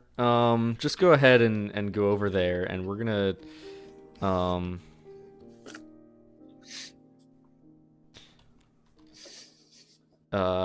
gonna put in a thing in chat that you guys can all copy paste. Yep. Give me just like 1 second. Time's up. Okay, well, good. That's good, because I'm completely done How was with Star it. Wars? Are we still on? Yeah, we're still on. We're still going. We're just Just Burrito copy died? paste that raid thing right there. Just gonna do a raid. The Great Haley. There Did it Greedo is. die at the end? I know it's spoilery, but I need to know. Wait, did So who die everyone again? click that button. Greedo. No, Chewbacca dies at the end. I will fucking slit your throat. I will read through this fucking thing. It automatically adds you now to the raid. Does You it? actually have to click to leave as opposed to click to raid. Oh. I still probably won't use it very much because it's really awful when you're raiding with the big people and there's like 2 people click it and you're like, Mm-hmm. don't let me feel that shame. So no one click that button because you don't want to do that, right? Because it's a cancel button. Yeah, it's now click to leave as opposed to click to raid. Don't click the leave button. Join it. And this is going to end in just a few seconds. So thank you guys so much for watching. Join that raid. You guys are all the best. I will see you all next time. And no matter what happens, when you really, really want to leave the stream and someone keeps stopping you, don't forget to take it slow. Bye. I'm an assassin, bro. Okay. That was fucking